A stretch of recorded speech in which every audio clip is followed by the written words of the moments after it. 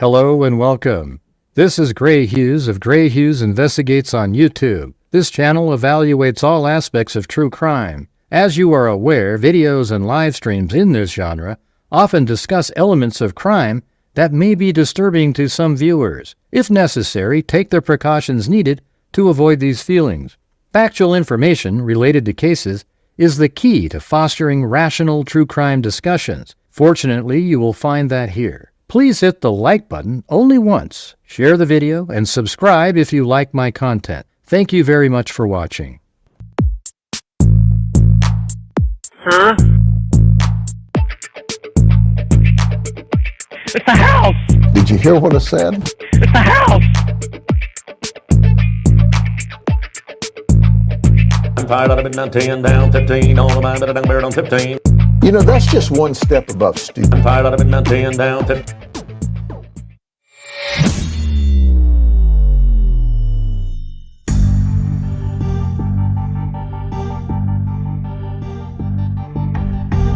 Hey, freaks!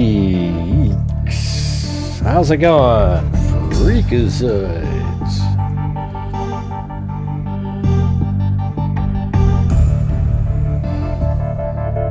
There you go.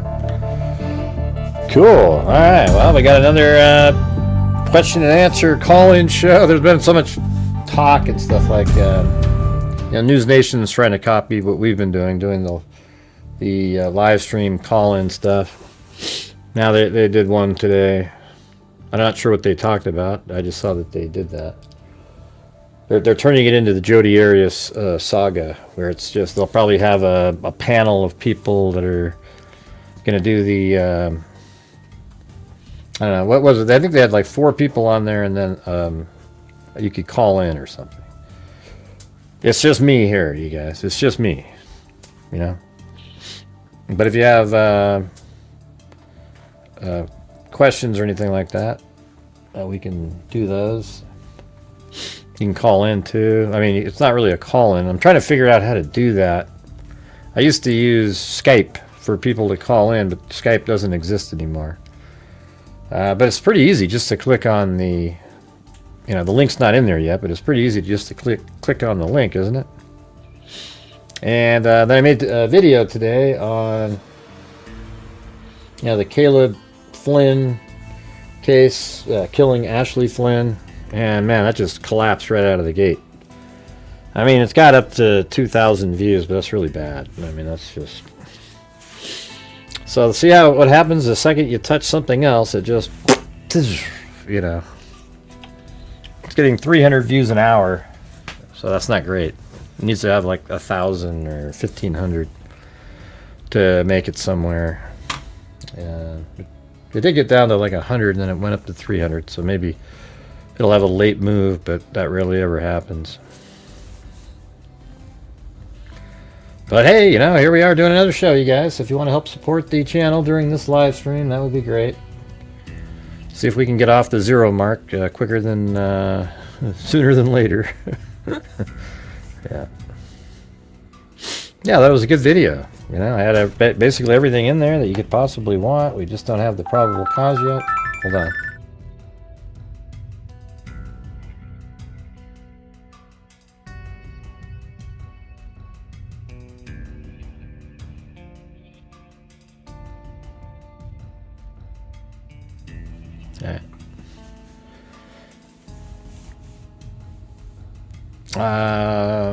Well, if you know that I think that, why wouldn't you have already heard my explanation, Caroline? So you say, please explain why you reason the perp was not in the house for 41 minutes. So where did you get, when I must have said it and explained it, you know what I mean? So you must already know the answer to the question. What do you think of the second person scene? There isn't a second person scene on the front porch. Yeah, that's totally bogus. We went over that yesterday on the show. It's just part of that light that you're talking. Is that the little where that lady on Twitter tries to stand up and go, see, that's a cell phone, and you turn it like this, and yeah, that's not accurate. It's not true. Who are you talking to, Juliet? Hope you're not talking to me, because I'll get rid of you in 5 seconds. Let's see. People keep asking why no car. Maybe he got dropped off and walked to the door and removed the camera, and then he had them pull. Huh? Yeah, well, I didn't say it on this show, so you must have heard it when I said it. All right, well, I'll tell you. Here's why. There's footage right here at 1:47 of the person removing the camera. All right. It's right around the footage we see is probably like 1:46 or whatever. And we don't know exactly. Is it 1:47 and 38 seconds? They always just give the first number. They never care about the second. Let's just say it's 1:47 though. Eventually he removes the camera. He tried to cover it and then he removes it. I think it's logical to believe that right after he tried to put the plant on it, that he removed it. Can we agree with that? Can we all agree on that part? That it's very likely, extremely likely, that just after he tried to put the plant on and failed, he then removed the camera. All right? And if you say no, then I can't discuss it with you. You know what I mean? Because it is more likely. All right? And that's just the truth. All right. So since most people believe that, and I believe it, I think it's extremely likely, like 95%, something like that. All right. Well, then after he did that, wouldn't it make sense to then think, okay, let me see if that set off any alarms somewhere? Right, so he goes back to where a car might be, for example. I don't think he drove his car right into here at 1:47. He would have left it off the site. And then he removes the camera from here at 1:47 and then goes back over to where his vehicle is, maybe, just kind of walks around, stays into the darkness, in the brush, etc. And waits to see if any police are called. Maybe she got a notification on her phone and then called 911, and then he would just wait there and see if anybody showed up. So like 20 minutes later, let's say, maybe 15, 20 minutes. It's like 2:07. He gets in the car, actually, and then drives it in here, quietly pulling in, and then parks it right there at 2:09 or something. And then he walks around the back here, and then 2:12 is the detection of motion, and I think it's back here because the sheriff said that there was a motion detected on a camera. He goes, well, I guess it could have been an animal too. Well, that would be an outdoor camera. So I would think maybe this camera right here picked up motion at 2:12, and I think that makes more sense of being the entry time into the house. Because to get into the house, you would have had to set off motion. Now, you might think he went through the front door after he disabled the camera, but then you might say, well, why would he go out in the backyard at that point then? So I would say from 2:12 to 2:28, when Nancy's phone stopped connecting to her, not her phone, well, the phone quit connecting to her pacemaker.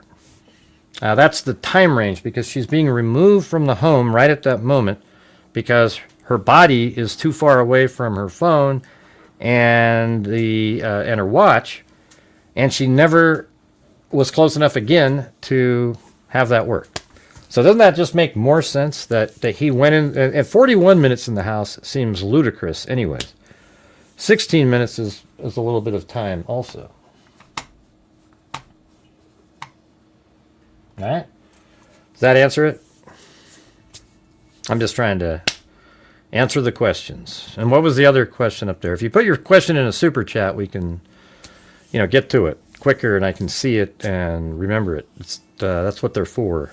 So if you have the ability to help support the channel, that'd be great. We're at $2 right now, so we definitely need to get moving here. Let's see.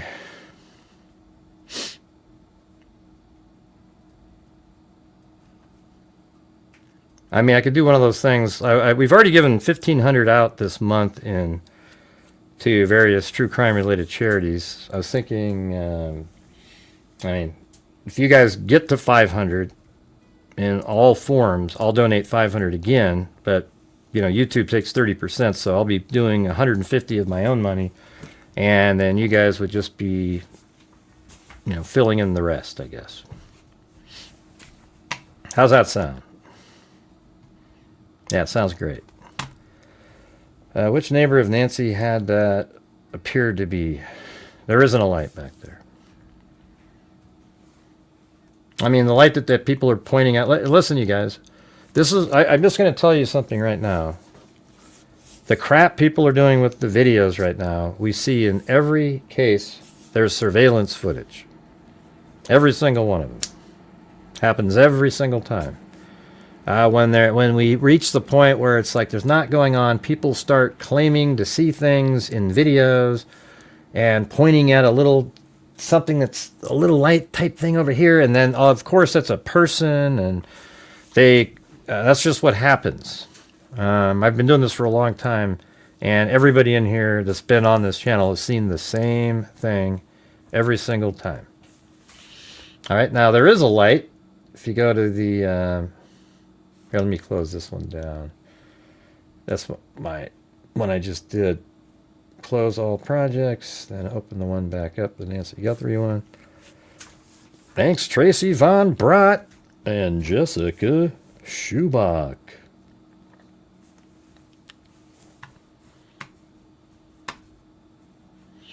Yeah, so back there, are you talking about these lights, or are you talking about where somebody points out this thing over here? Like that, whatever that is. I mean, that's way up in the air, back in the background over there. It has nothing to do with a person. And there is no other person in any of these videos here. All right?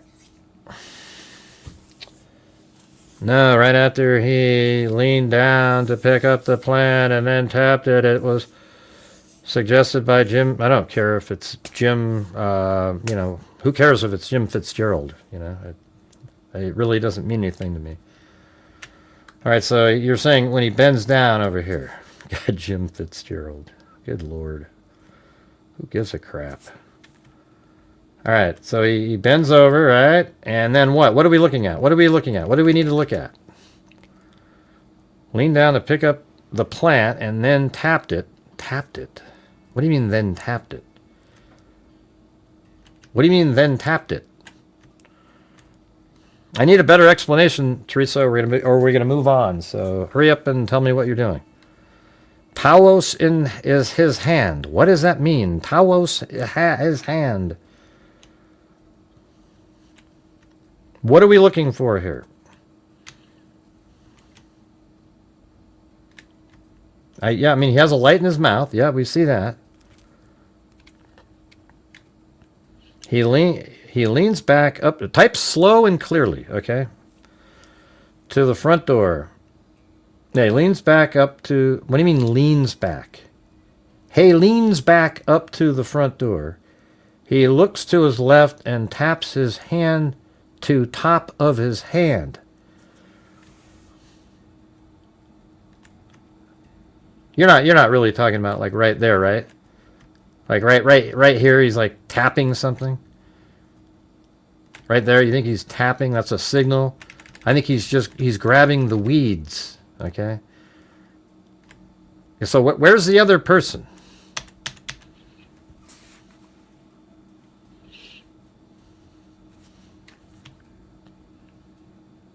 He's not tapping anything. You guys are. Here's what happens, man. You're doing your imaginary. You know, when you have the things like spirit boxes and people claim that you're hearing voices and, you know, oh, look, it said this word and this word. And then after a while, you start just believing what you're believing because you see something. Okay, there's no signal here. Look, he reaches down to pick up a plant, and then right there, he just lifts it up. He's looking at it. He's trying to get the light on it.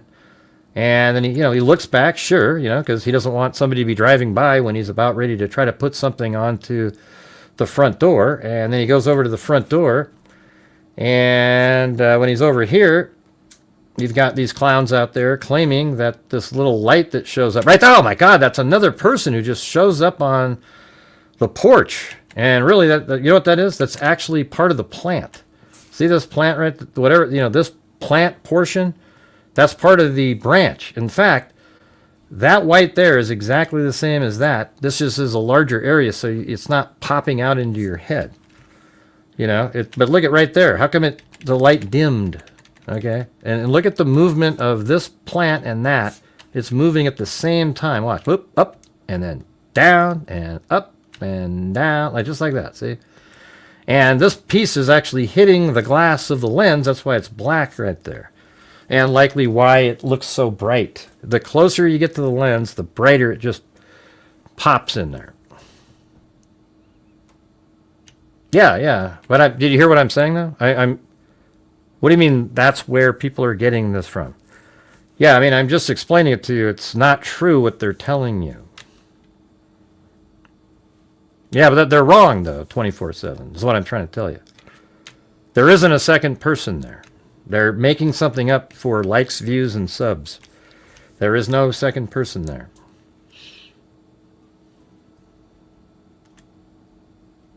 Yeah, there's just one person here. And you know how we know that is right before that there's nobody there either. Like right here, see this shot? He's got the weeds in his hands. And then it cuts away. This here is just after that. For some reason they don't have the video in between. So he walks over to the door and he's trying to put that up there. Thanks, Cheryl Bullock.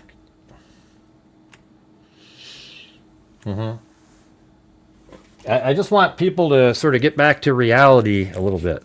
I'm sure that there might be something really crazy in this case. This stuff here isn't that.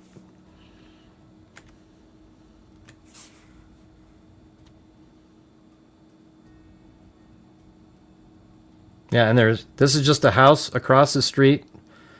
I could even probably show you exactly where it is. So if it's like this, it might be this house right over here that has that. Just because of the angle, looks like, well, it's hard to tell. It might be if it's down low, because you'd have to be lower. Yeah, it might be something right over there. It's hard to tell. And maybe a little bit of that one. It just doesn't, there isn't another person. Made a whole, yeah, of course they made a whole, that's what it sells. I bet you that video got like a ton of views, didn't it? 24/7. See, when you make stuff up and create drama and things, they do a lot better than the rest of us who just, or me, really. There isn't really the rest of us. We just try to put out the facts of the case, and it doesn't sell, You're not looking in the correct direction. Look harder to the right. Look harder to the right. I've already done it. I know exactly what I'm talking about. You think there's something like right there, right? This thing? What is that? What do you think that is? What do you think that is right there? Oh my God, there must be a person over there. There's hiding way up in the air in a tree somewhere. Yeah, no, it's not. There's nothing there. That is not a person or anything. You know how you know? Because the further you go down that road, the lower it gets to the ground. That's way up in the air over there. It's just on a house, probably, something like right over here somewhere, off to the side. Just a light going through. It's not anything. Yeah. Yeah. Yeah, it's amazing. The masked guy looked comfortable and not in a hurry at all. Yeah, he just looks like really casual. Right, what else is on here? You can see really easily if you just look at this one here. Watch when he gets the hand gets really close to it with the glove. Now look at right on the edge here. Look how bright that is. Right there. How come his glove lit up like a Christmas tree? His glove lit brighter than the cell phone. Do you see that right there? Look how bright that is. That's because it's right next to the light, the camera lens glass. And that's exactly the same thing that happens here at the right I guess it's like right in this time frame right here.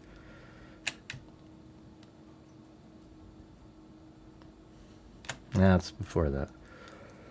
No, it's not even on this segment. It's the one with the weeds. This one right here.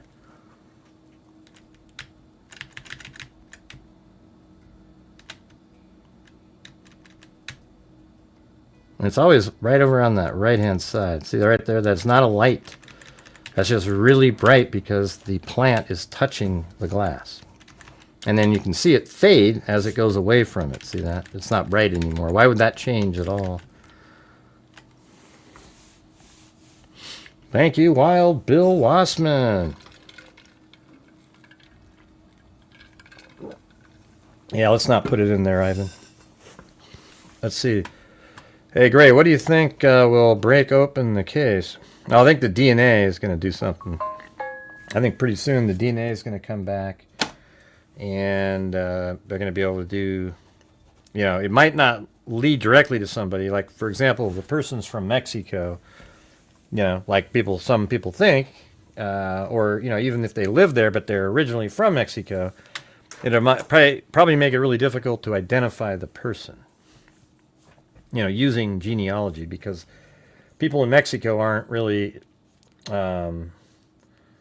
like represented on Ancestry.com and those types of sites very well, let alone literally getting to the point where you're going to download your raw data and then upload it to a place like GEDmatch, Family Tree DNA, or I forgot the other one. Yeah. And still, even today, I listen to the media and they just don't know what they're talking about regarding DNA and how it works and what they do. It's crazy. They all still think, oh yeah, we can just, man, we can use Ancestry and all these. No, you can't. You can't use Ancestry.com. Yeah, they don't let you do it. There's no mechanism either. They don't allow a raw upload. So even if the FBI wanted to do so, what they'd have to do is invent something that appears to be spit that you could put DNA in and then send it. That's about the only way that you could trick a place like Ancestry.com.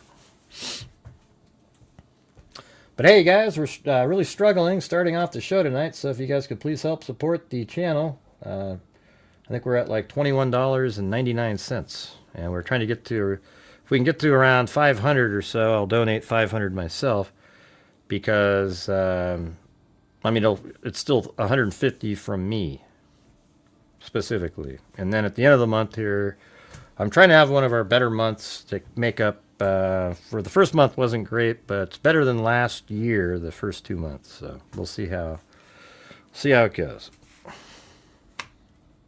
But we need to get some challenges going, you guys. It's just dead as a doornail. Did you see blood pattern as being someone carried out?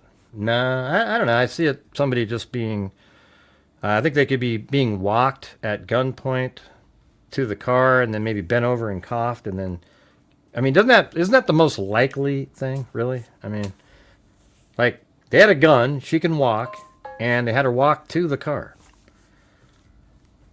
And the thing is, if there's other people think, well, maybe there's one or two people. Well, I think, one, you can do all the things that we're aware of can be done with one person in this case. This case, a single person could enter the back of the house. We see one person's the one that deactivated the camera. They go in the house, they have a gun. Then they force Nancy to walk out the front door to the vehicle that they have parked right there. That's one person can do that. Now, if you want other, I mean, I'm not saying it's not more than, I'm not saying it can't be more than one. I think there could be two people. I'm just saying I lean towards being one person, all right? Because that's all we see, and you can do it with one person. And that other person, you know, it's not another person. The same person is filmed not wearing the backpack or the gun. It's the same exact person. Hey, thanks, Allie Cake and Joel Burnt and Kimberly Hunt. Thank you.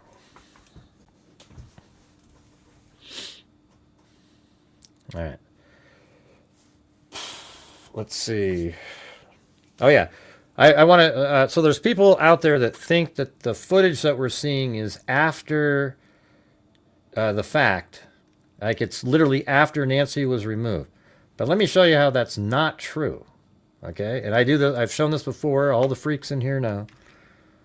So let's go. I think it's the other footage. It's a little easier to follow along. All right, yeah, right here. So see right there, that's where the expirated blood is. That little pool right there. So as we move forward, I think it gets a little closer. And then there we go. See, that's the tile that has the expirated blood. And if you go back like this, and you can see the whole thing from back here. So it's right there, right? So that means there's one tile. Just everybody focus in on this. You won't have to ask, or don't have to believe the clowns out there ever again.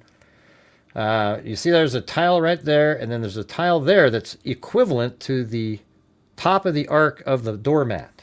All right, you got it? So let's go back over to the video here. And we're going to go right here. And there's the top of the arc of the doormat. And this tile right here should have blood spatter on it of the coughing, the expirated blood. And it's not there. Okay, so that's proof that this is before she was ever removed out the front door. Hey, look at that. We got, hey, Marty's Bar and Grill. If we get 10 gifted channel memberships, just one from 10 different people, he'll donate 50 to coffee. And that'll get us on the way to maybe trying to reach that goal. That'd be sweet. Thanks, Wild Bill Wassman. And thanks, Marty, again. You're always so generous. As is a lot of you guys, Wild Bill Wassman, Chris O'Connell, etc., etc., etc. There's a lot of other people who are always helping out, too, so. Let's see, something I find strange is that she took an Uber to the house and got a ride back. I don't know. What's odd about that? Maybe she just wanted to feel independent, got a ride there, and they said, hey, we'll give you a ride back. Like after you're there. Maybe she planned to get a ride there and back. And he says, I'll give you a ride back. Don't worry about it. I mean, it just seems pretty kind of simple, It's not really a strange thing. Thanks, Tracy Von Broad and Bruce Holdaway. Yeah, that came later in the morning. The package at the door, or maybe the next day, or I think the guy that they pulled over is the guy that left that bag there. Yeah, we discussed that the other night. I mean, the guy that left the actual, when he was arrested, we discussed that. The part about, I think he's a delivery guy, so maybe they thought, oh, he was in the area at a certain time. They were just fishing when they pulled over that guy. He was just a car that was in the area. Hey, thanks, 24/7. It's efficient, saves 2 trips for Tommaso. Sure. Yeah, I guess it is more efficient, right? One way there. They're environmentally conscious. No, I just think it's like, that's just kind of how people are, You get dropped off. Let's say a friend of yours dropped you off at a party, and then your friends go, hey, I'll give you a ride home. That wouldn't be weird at all, right? That's the same thing here. So maybe we can unthink it's weird. Thanks, 24/7. So I think we're at 4. 1, 2, 3, 4. We need 6 more of those. Why do you think they didn't DNA test the foliage? I don't know. How do you know they didn't DNA test that? But foliage is a really bad source to collect DNA on it. It might be better now than it used to be, but it's just stuff like that, like a piece of wood or something. It doesn't hold it. We could even look it up. I bet if we go to does DNA transfer well onto bark or a plant?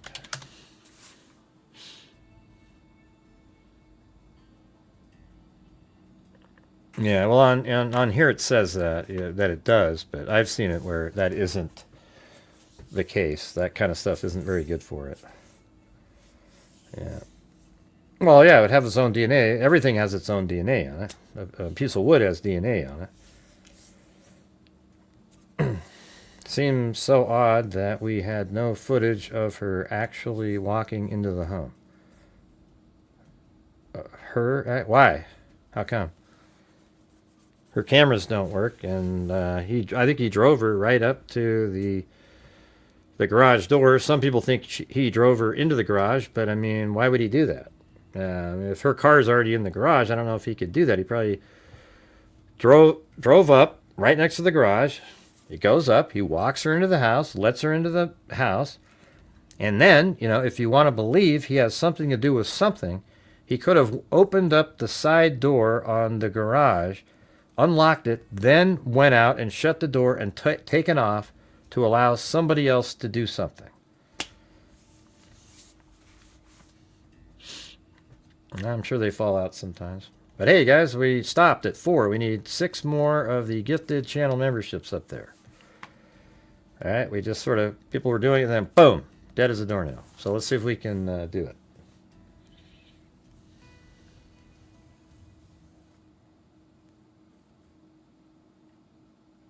Yeah.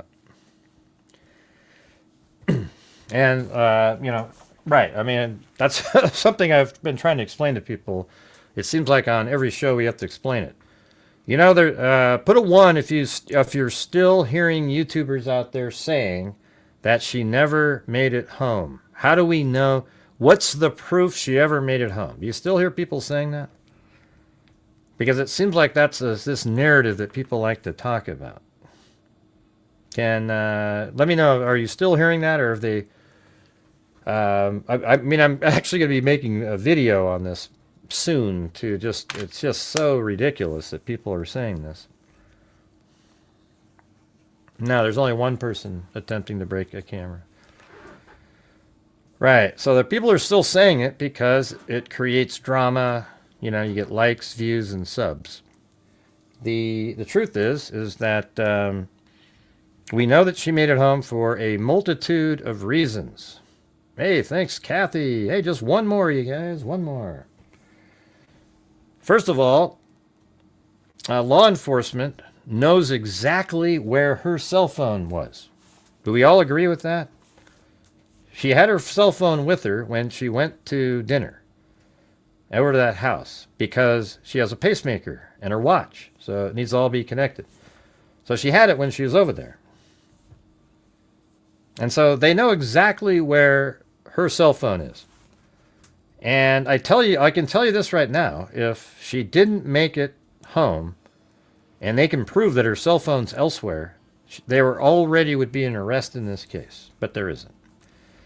So she makes it home, her cell phone is in her room, in her house, and her pacemaker is communicating with the cell phone. And that can only happen if she's right next to it. That means because the CAS data shows that her phone is at home, she therefore has to be at home. Do we all agree on that? She has to be at home if the CAS data shows her phone at home and it's still connecting to her pacemaker. And then, when she was removed from the home, her blood was found on the ground. So she was there. And then the people go, well, maybe they just planted it. Oh, see that, but that's ludicrous because she was there, right? I just proved to you that she was there because of her cell phone, etc. Hey, thanks everybody for getting that our first challenge of the evening. Gloria Batari there, and Kathy JG came in with a triple, and then Gloria Batari hit a single and got the runner home. All right.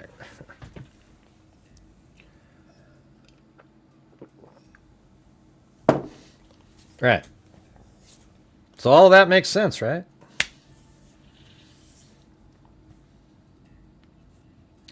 Yeah, we know. We've gone over it a whole bunch of times, Caroline. We know all the stuff about it. She was at home, but pacemaker communicated with watch. Yeah, well, she can. It actually extends the range. Like if you have a watch on your hand and you're at home with your cell phone, you can walk outside, etc., because your watch is still able to communicate with a more powerful signal to the cell phone. If you don't have a watch, your pacemaker has to be within like 10 feet of your cell phone at all times to communicate. It's ridiculous. But if you have a watch, you can obviously go a little bit further, keep your watch sitting there, and it'll still work. And when she left the house, she was alive. Yeah. See, that's all those things are truths that I just said. Okay? Yeah, some of them, a couple of them are, it's extremely likely. Like, for example, the 147 time frame, it's very likely that's just moments after he tried to do the plant, right? He probably went back up and jimmied it a little bit. It might even be in this other clip here. I mean, one thing, let's see. Let me just look at the order of this. So this is when he's over, yeah. Right, so he walks up and he's trying to jimmy with it a little bit. It's not working. Then he goes and gets the plant, and then this is the plant. And then so sometime right after this, he removed the camera off of there.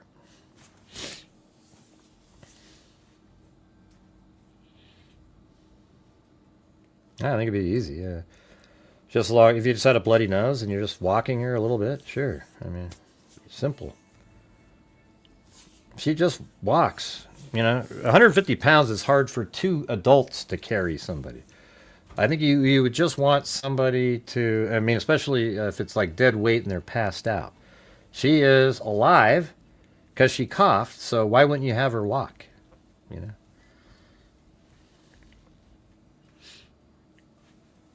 Yeah. 150 pounds, but experts say if not willing to leave, probably very difficult. Right, but that's what a gun is for. That's why I'm talking about it. See, that's what I'm saying. See, now we got Joseph in here. He wants to do the multiple person theory. We're not going to do this again tonight, Joseph. I get what you're trying to do, but it's always less likely everything that you say, okay? So what we're doing here is we're just trying to move forward with the likely comments, So the person has a gun. You hold a gun to somebody and say, get moving or I'm going to shoot. And they're going to go do what you said, just like Abby and Libby did. That's what they do. All right, let's see. Well, I answered it too, Zozo, you remember? Let's see. Jesus. Oh, my God. We tried oh, jeez. Right. But she was actually awake, though. That's what I'm saying. She wasn't passed out. It wasn't like you're carrying a dead body out. She literally coughed blood up, meaning it got into her mouth and then down her nose. What do you mean, why blood then? What does that mean? If you get, let's say you're somebody that's 84 years old, and somebody kind of hits you in the face just to stun you for a moment, and you get a bloody nose, or even if it was just a slight tap, she'd have a bloody nose, because she's on blood thinners and whatnot. And then, let's say the blood runs down her throat and into her mouth, she's going to cough and go, and it's going to come out. It doesn't mean that you're gravely wounded or anything like that. I just don't know why it's hard to visualize that. It's strange. Oh my God. Oh my God. Let's see. Yeah, we don't know how many people. That's what I'm saying. I think it's most likely one. There could be other people, though. Right. I've already said that 1,500 times. Yeah. Let's see. Means gun or not, she was unwilling to leave. What do you mean? That doesn't mean that at all. That doesn't mean it at all. Like maybe she was at first. She goes, I'm not going to do it. I'm not going to do it. And then got punched in the face and then caved in. Now that there's a gun involved, etc. Man, I do think about it, Joseph. It seems like you don't, though. Your logic is just pointed towards your theory that you have, where you want it to be those guys that they brought in for questioning the other day. So everything that you think about is always twisted back to making that work. Okay? And maybe it is those people, and maybe there is multiple people, but at this point, there's really nothing pointing to exclusively to being two people or three. All it shows now is one. There's one person at the door, and everything that's been done could easily be done with one person. Don't we all agree with that? That if you have a gun, all the stuff that's been done in this that we know about could be done with one person. That they were brought out the front door to a waiting car, and you could do it, and all it is, and when they say she can only walk 50 feet, do you guys really think, well, 50 feet, oh, and then you just fall to the ground? Or could you do 75 or 100? It's just weird how people take a statement like, man, she can only walk about 50 feet or 50 yards or whatever, and then they go, then all of a sudden if it's 52 yards, there's no chance, It's pretty crazy. Let's see. I own firearms, not an expert, but then, but that gun looks possibly fake thoughts. I don't know. Look, the gun itself looks just like one of those small self-defense pistols that people have. Yeah, we've talked about maybe what's in the bag. Maybe it's like, I mean, it's interesting because his backpack is unzipped at the top. Now, you might think that he had, well, here's the thing. What if that backpack he has there, he could have parked his car quite a bit of ways away from what any of us ever thought. Because what if he came up, like the backpack, he just kind of, I don't know. I mean, it seems like he got the backpack and the gun and the gun, or I think just the gun, was inside the backpack. So he unzipped it to take the gun out, put it on, and so his car is probably in the background somewhere, because we have the one shot where he has no backpack and no gun. So maybe he went and got the backpack, unzipped it, took the gun out, and the rest of the stuff he's going to use later. Now, what that stuff is, if you think it's a robbery, you might think it's extra bags. If it's a kidnapping, maybe there's duct tape and other items in there. Who knows?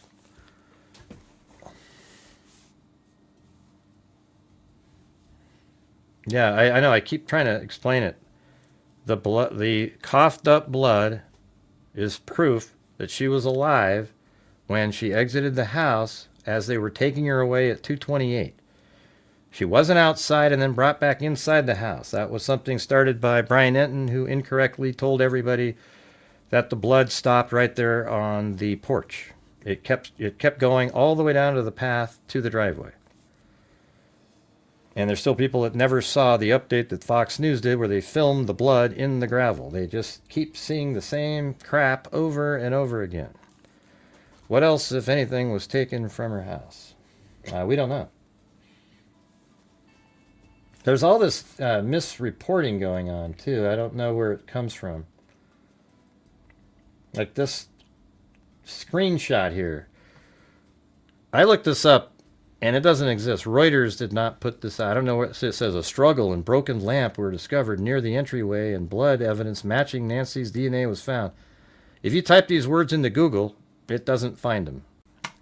And then this isn't found in Google. And this Reuters, I typed this whole address in manually, it was not there. So I don't know where these people are getting stuff like this. I mean, it almost makes you just think they just create it and put it out and go, look, everybody. And it looks official to somebody. But hey, guys, we're on one of those lulls again. So to reach we're right now we're at 90 something. And let's see, 75, 85, 96. And we're trying to get to 500. And then I'll donate 500 to a charity. And my portion will be 150 because YouTube takes 30%.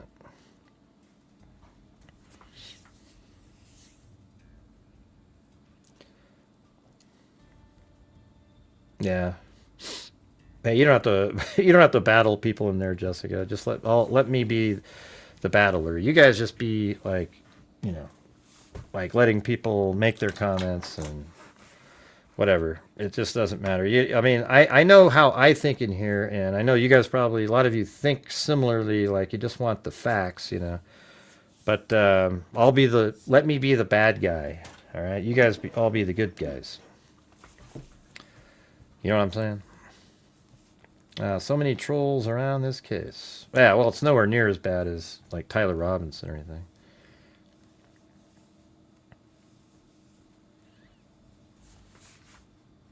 Do we have trolls in here right now? I guess I've missed them. I've been communicating.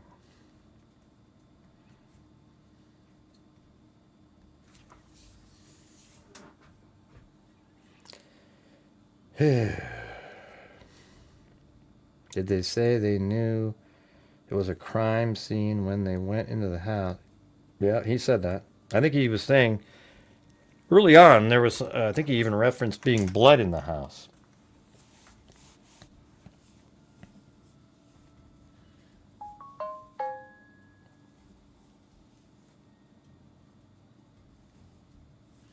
I think blood drops where? There's the blood drops outside were not there before exiting. So that's incorrect. That's a provable fact that that's not correct. Did you just get here, Pam? Because literally about 5 minutes ago I explained it. You said, I think blood drops just before exiting. Oh, inside the house. Or where? Oh, inside the house? Okay. Yeah, maybe, I don't know. There could be blood all over the place. Like little droplets in the room going out. Like if she got punched in the nose in the room or something, maybe it did that on the way out. All the way. You know, little droplets here and a droplet there.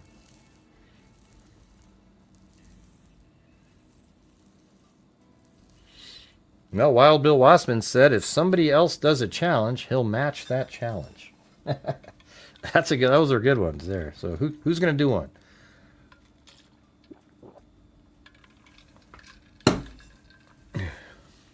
Wild Bill Wassman.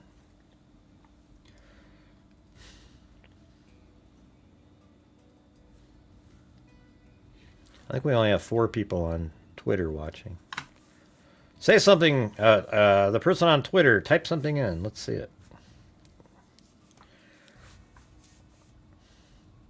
You guys see that? Wild Bill Wassman will match any other challenge that somebody does. We got to get the motion going on my challenge tonight, so we'll do another 500. Yeah, it was a good video. Hardly anybody watched it. Yet again, it's just if you're not covering the popular cases, nobody watches the videos. Right, you're saying there's inside and out. Right, that's what I figured. Oh, man, you want to do that one, Wild Bill? Because Marty's doing another, one of the big ones there. I don't know if you want to match that one. That's...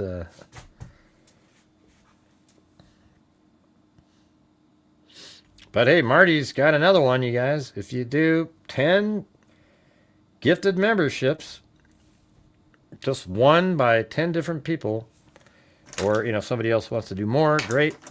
Then he'll do the coffee. And then we also, I don't know if anybody, yeah, well, that's what the challenge is. And then Wild Bill Wassman said he'd match it, but I don't know if that's kind of a big one there. Why rough her up if you wanted to keep her alive? Well, I mean, when you say rough her up, somebody that's 84 years old, you can get a bloody nose really easily, right? Or have some blood in your throat or something like that. It's not like it's, you know, somebody has to just sit there and wail on her for 20 minutes or something where she can barely even move or anything. Thank you, Tiffany. There's one. 9 to go. 9 to go. I know what you're saying, Wild Bill. I was just saying that's kind of a bigger one. You know, but I appreciate it. I mean, you always do exactly what you say you're going to do. So,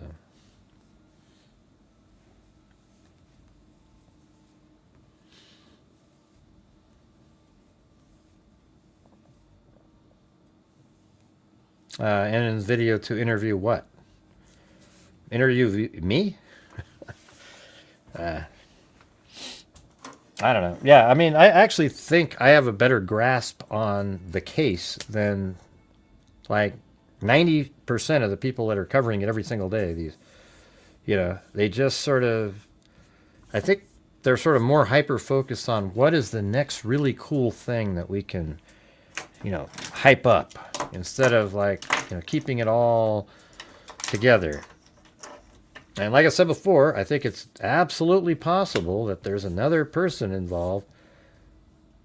But currently we have no evidence of another person there at all, other than the one person that we see. And it's actually everything that's happened in the case is just as easy, or even sometimes easier, because you don't have some other person that could say something, one person could do. So we're just at a place where there's no evidence at all that there was a second person involved. Even if people say that, I think they're, now, quote, experts say that they think more than one were involved. We've had experts say just absolutely idiotic things during this case so far. You've seen it, right? Is she underground? In a fallout shelter? They are from the 60s and maybe abandoned. Hey, thanks, Allie Cake. 7 to go. 7 to go.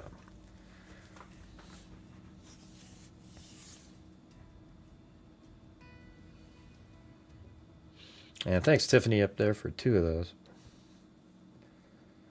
Yeah, well, basically, if we match the first challenge, then Wild Bill Watson will match the result of the first challenge. Let's see. Snicker Nancy has lived a pretty adventurous, independent life. She probably knew to fight being taken to a secondary location. All right. And the flash of gun alone, I don't know. I think it would have swayed her. Usually guns get people to do stuff. I mean, she's 84 years old.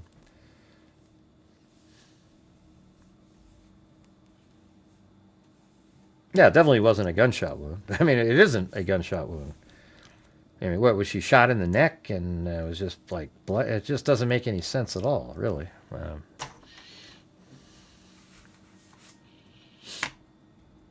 I'm really sorry to say, but Nancy will never be seen again. I don't know. I mean, that's your opinion, I think she might be found, And at this point, there's even hope she's still alive out there, believe it or not, because she left the house alive.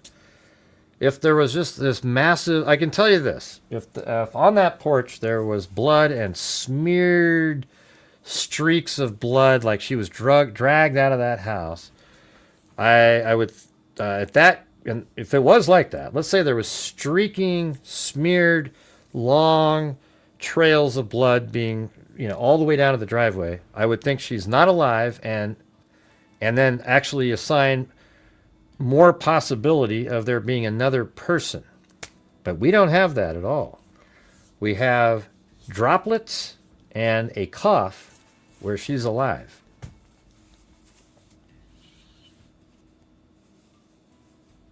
Oh, yeah. All right, Notorious Nance. Everybody put out the positive vibes for Notorious Nance. She always needs undergoing treatments, give her some positive vibes. And thanks up there, Tiffany. We need 6 more gifted channel memberships, you guys. And then we'll have 2 different matches. It'll be sweet. All right, so if you guys, it's 3 for 1 on your end. Or, 3 for 1. Or something like that. 2 for 1, maybe. No, it's 3 for 1, right? Because, now, it's not different shoes, it's not different jackets, it's not different anything. He's got the same shirt on, he's got the same pants. He just doesn't have the backpack on, and he doesn't have the gun on. Everything else, same jacket and everything. You can see the horizontal stripe, etc. You know, it's funny. Somebody said yesterday that this image right here isn't even a real image and it was created with AI. There's the stripe across. You can see it. And I was thinking, I don't know, but we went and did it using ChatGPT and it created an image that almost looked exactly like that. I said, keep the graininess, etc. And it was pretty weird. But I think that's actually a real image right there. Hey, thanks, K-Me. Well, I don't care if you don't agree. You're just wrong. Let's see. What do we got here? Those shoes are 100%. Yeah, I don't really care about the shoes or whatever. The pants, the jacket, the balaclava, those are absolutely the same. Okay. I don't want to look at the shoes. And I'm not even somebody that doesn't agree. I don't disagree that was taken on January 11th, like people say. I don't care about this image. This image here was taken before Nancy was ever confronted in her home. Okay, so this image here, while interesting and like wow, if he was there on the 11th, he stalked the house even more often, etc. It just doesn't mean anything to me. So we can spend all day talking about the shoe, etc. I think the jacket's the same. I think the balaclava's the same. I think the gloves are the same. I think the pants look the same. All of that.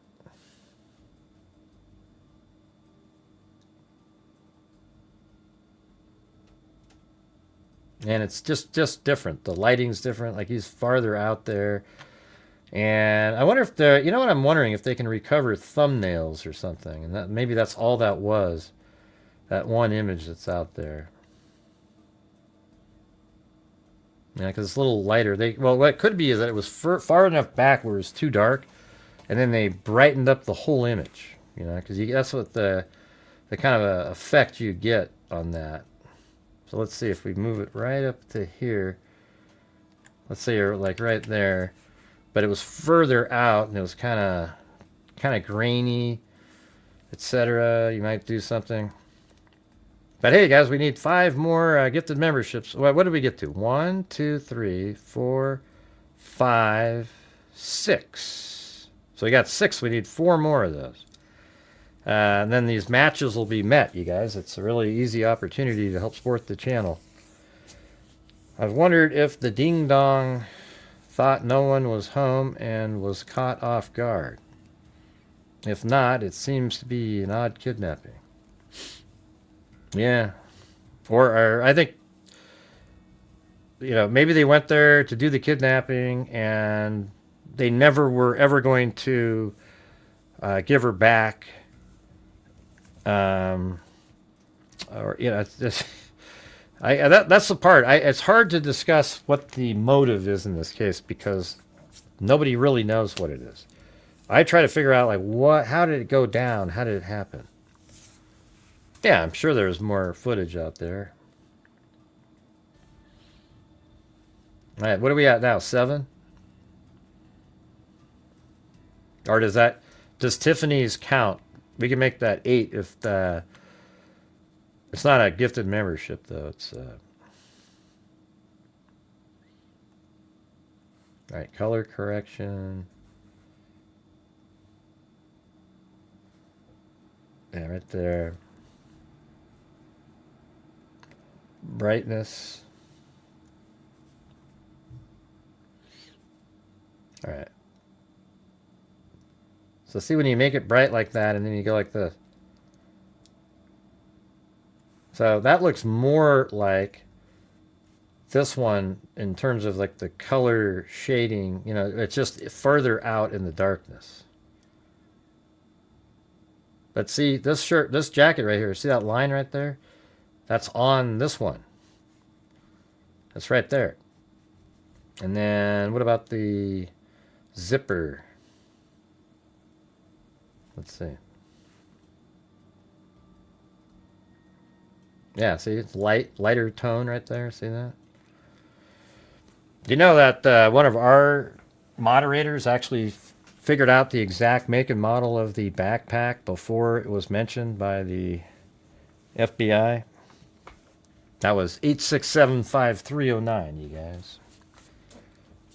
She messaged me that on early in the show before the next day when they released it.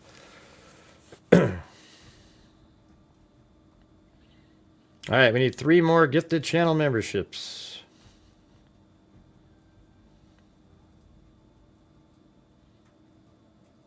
On the bottom right.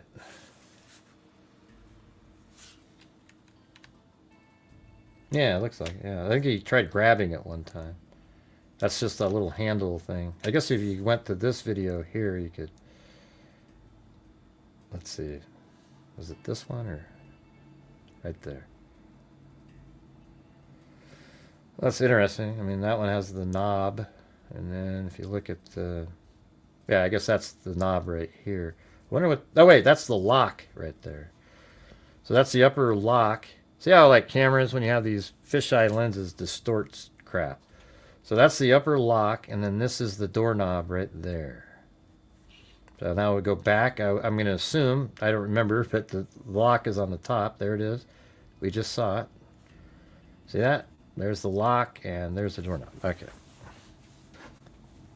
He was only messing with the camera, though. All right. I guess we just need 2 more.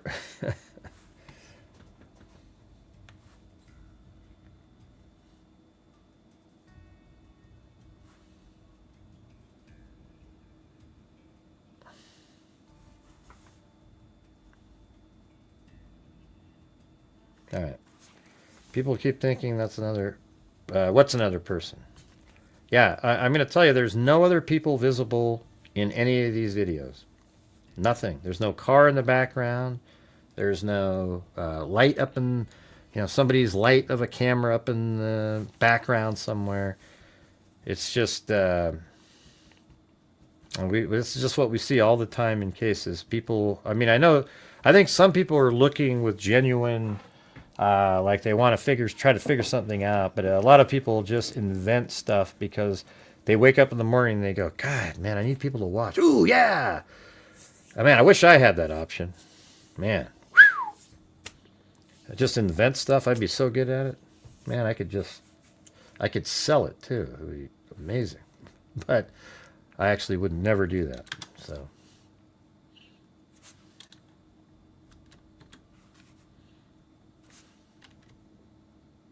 And see, notice in that left-hand corner, I've actually had people say, oh my God, look at all that stuff moving around in the corner. There must be a bunch of... Because they don't understand, like, that's just pixelation and just the way the codec is and the poor lighting. You get these weird, that anomaly stuff. You see that movement, all that stuff down on the left? Right? So you have to try to find, like, a frame. Like, this frame right here is absolutely clear other than right there. And there should be... expirated blood right there if this was taken after Nancy, I mean, Nancy has not been removed from the home when this video was taken.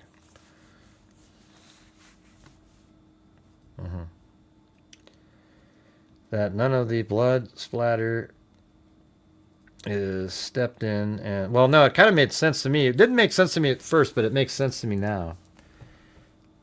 Think about it like this. Let's say you're walking and you... so they're walking to her right. They're holding her up. And then she bends down and coughs. Okay? And then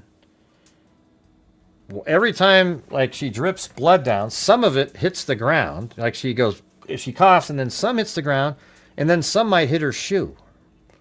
But she's never going to be stepping on any of her own blood as she's moving forward. Drips would come down, hit her own top of the shoe. Maybe some would get through to the side and go straight down in between and make her way out. You see how that works? Well, thanks, Wild Bill Wassman, Jim Lawn, and Annabella Roma. All right, we're at about 40% of the... Let's see. What is that? Yeah, so we're about 40% of reaching 500 to donate 500.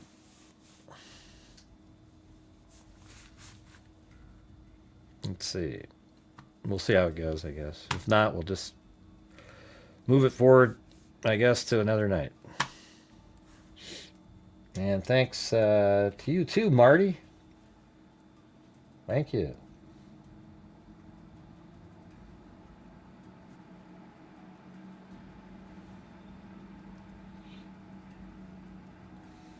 Yeah, hold on. I thought we've already debunked that. Wave helps you get your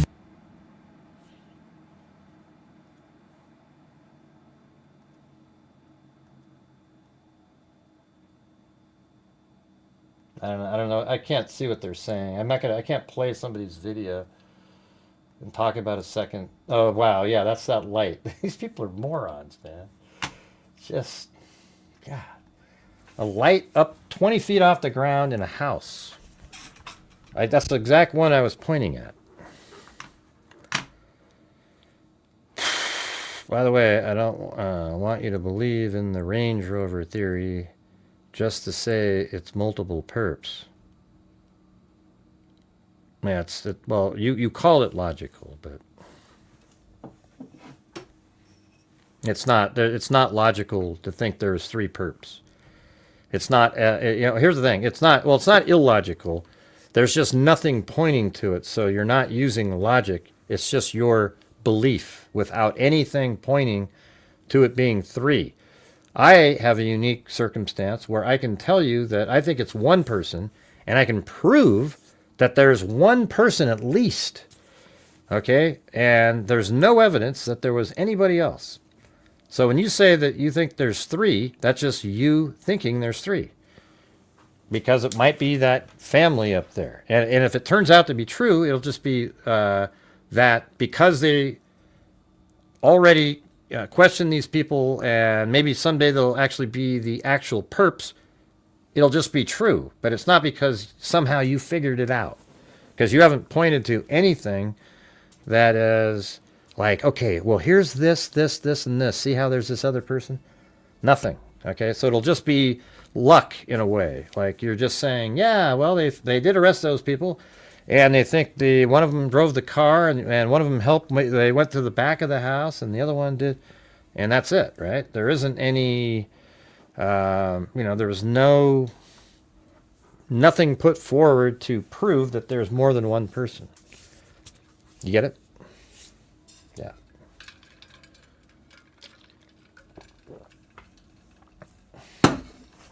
Well, that's what you think. You've been saying that, Joseph. You've been saying that for 2 days. That it's the dailies. Let's see. How to be creepy and dark walking around that neighborhood. Yeah.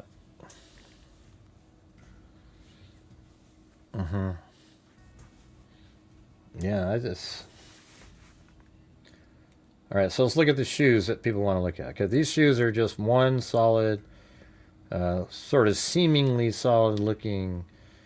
I mean, we can go back here. I guess that doesn't keep moving. This does. I guess so we can see it like that. Kind of I mean, you can't tell the color of it because it's night vision. And this shoe seems to have a little black thing in the front. I don't know if that's just a look or a shadow. Maybe that's not really there. Wait. Yeah, you can still kind of see something there. See? How about the other shoe? God.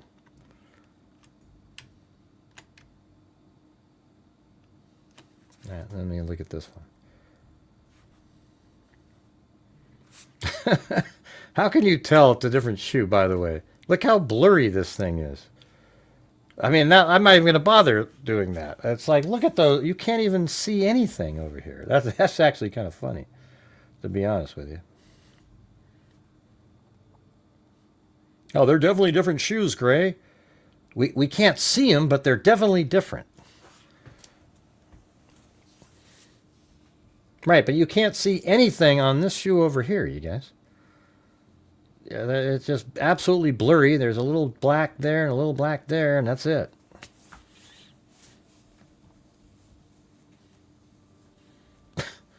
Man, I mean, I didn't even think about that earlier.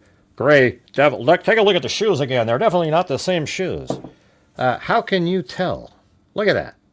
Can you see? Look at that. That's a shoe right there. If you saw that, let me show you. Let me look at this. If I had this picture on a screen and I said, what is that? Does that pop to is the first thing you think of, hey, that's a shoe? Is that what you think of? Is that what you think? Oh, look, that's a shoe, everybody. I don't think so. They're 100% different. You know why, Gray? 'Cause I say so. Right. No, it is zoomed out, dummy. We already did it. You see that, dummy, right there, Peter? You see that? You see that right there? And he called me dummy, so I'm responding back. You don't have to hide the person. Just leave them there. I mean, are they a brand new account? Maybe they're a brand new account. If they're brand new, then they're just trolling.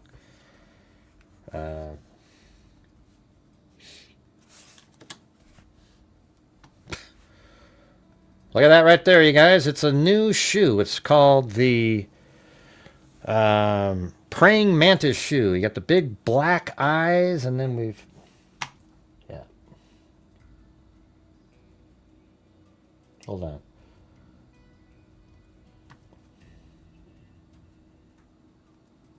Yeah, it's kind of an old account.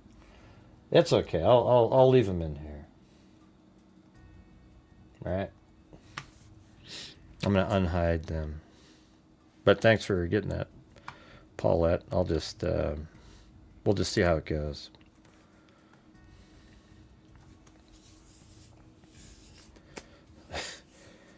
I don't know how anybody can claim that these shoes are 100% different than these shoes.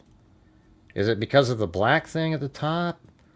You know, or couldn't it just be that he didn't time as good or something? We just can't see. Just because they both have a different, you don't see the black thing here. We don't know, right? I mean, it's just so blurry. See, we see something right there. I see the dark spot, Peter.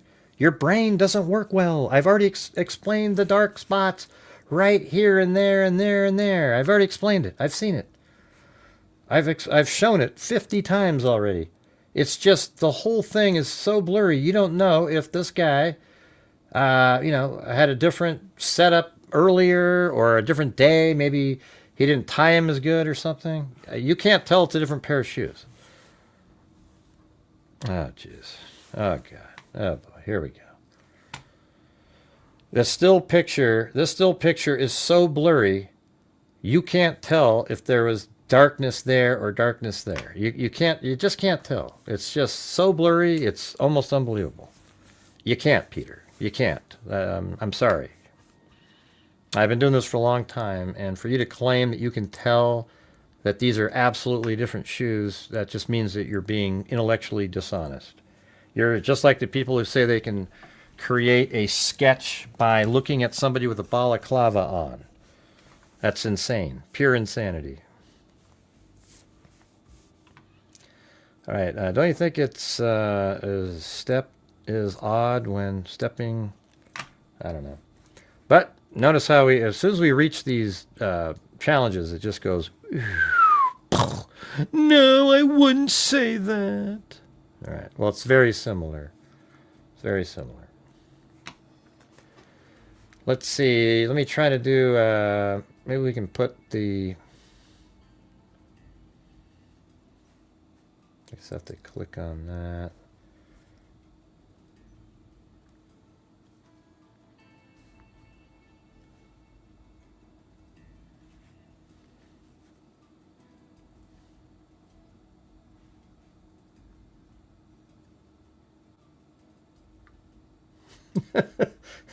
Even at the most contrasty, you can't, there's just no detail on those shoes. It's just unreal, man. It's unreal. My God. Ridiculous. You know, I guess the thing is I can say this. Sure, they could be different shoes. We just can't tell. That's how I would word it.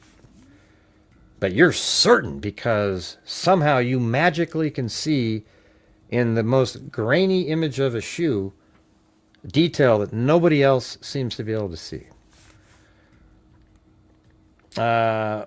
We had a challenge. Yeah, we were just dead. Since that challenge, those just went. So it's going to be hard to reach the numbers.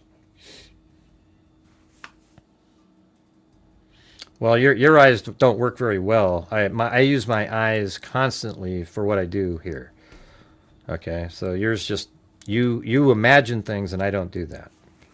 It's sort of like, when you do the spirit boxes, people tell you what you hear, and therefore that is what is said, and then you go, oh yeah, I can hear it. That's what you're attempting to do with other people. There's no way to get any detail out of that shoe, all right?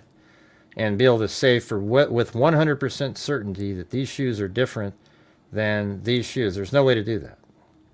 Okay? Now, I know you want to believe that, but you're incorrect in believing that. You can believe it, though. Everyone has a right to believe whatever they want. You're just not correct. All right, anyways, I'm done talking about it, though. I can tell you that. It's the most boring topic in the history of the world. I think we've lost like 10 or 15, 20, 30 people watching just because of the shoe conversation. Because I'm already freely admitting that it could easily be a different day, etc. I don't care about the shoe. It's irrelevant. And I just spent 20 minutes discussing something because it was funny to me. Yeah, well, I'm done arguing with you, Peter, because you're not interesting. Nothing you've said tonight has any interesting value of any kind. It's ridiculous. Hey, Gray, I think the sequence of what happened of Nancy going out of the front door to a vehicle leaves many questions about what happened. For example, and what point was the vehicle moved to the front? Well, I've explained that like 95 times. I mean, what do you mean? What do you mean? I mean, my God. I've explained it. I'll do it again, though. I'll do it again. All right?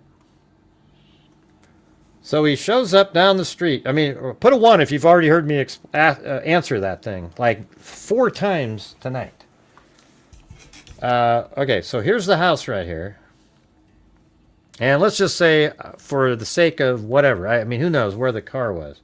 You're about 2 seconds away, Peter. You'll never comment here again. So let's say he parks down the street over here somewhere, whatever. And then at 147, he walks over here-ish, because he's doing stuff with the plant. So right around 147, he removes the camera from the front door. Then after that, he's going to wait for a while to see if law enforcement shows up in case there was a notification or something. And so he goes back to sort of near where his car is. I don't know if it's on one of these side streets or, maybe that one, or it could be over here.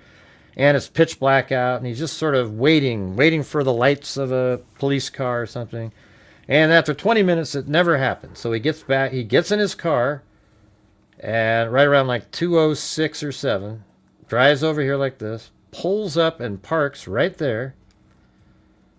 Then he walks back around over here. I made a whole video on this, by the way. And then goes over the fence here. And then after he goes over the fence, the camera right there picks him up. That's why law enforcement was messing around with that camera. Picks him up, picks up the motion of him, and then he enters the home at like 2. So that was at 2:12, right, when that motion picked him up. So let's say like 2:13 or so. He's sort of in the house, confronts Nancy at like 2:14, 15, something like that. They know exactly what time, because obviously her heart rate probably changed on the recording, and she's still communicating with her pacemaker to her cell phone at this point. And then at 2:28, she's moved out the front door, probably at gunpoint, with a bloody nose, and then coughs right there, and then she's just forced to walk just to right there, gets into the vehicle. Maybe I don't know if she was put in the trunk or somehow they put her in the vehicle. And so one of the theories I've had, if there is a second person, is that they merely were driving the car. So maybe the person that came out right here got in the back seat with her, held her down or something, and then they just drive away, just like that. Doesn't that make sense? It utilizes every single element of the case. It's crazy. No, I'm not, Peter. I don't see two different pairs of shoes. Do all of you guys see a different pair of shoes? I mean, it's the blurriest image I've ever seen. I don't see another pair of shoes.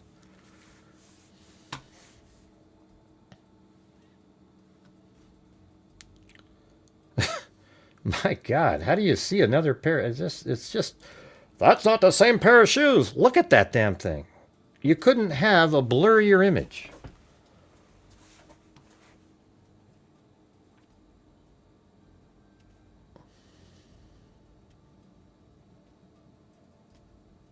Are you talking to me, Joseph? Jesus. Are you talking to the other guy? And by the way, can you spell genius right, at least? I mean, if you're going to do it, like, use the word genius, at least learn how to spell the damn word. Whew. Wow. I think it was 2 people. Yeah. Okay, cool. Can you give me any evidence of the other person? Where's the evidence of the other person?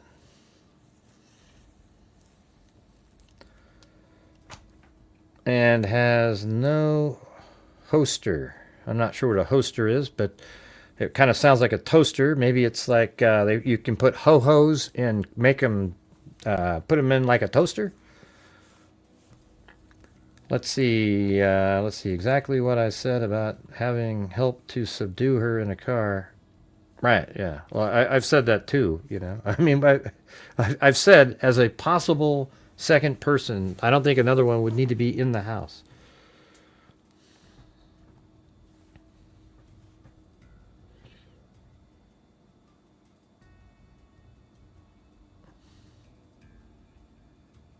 I mean, what do you mean I'm on timeout? I'm right here. I don't need to be on timeout. Right. It's okay if people have an opinion, but what the difference is when you say, that's absolutely a different set of pair of shoes. Man, you have to be blind not to see it. That means you're a moron, okay? Because it's literally the blurriest image on the face of the earth, and nobody can claim anything looking at that. It's ridiculous. Yeah, I like ho-hos too. Those are pretty good.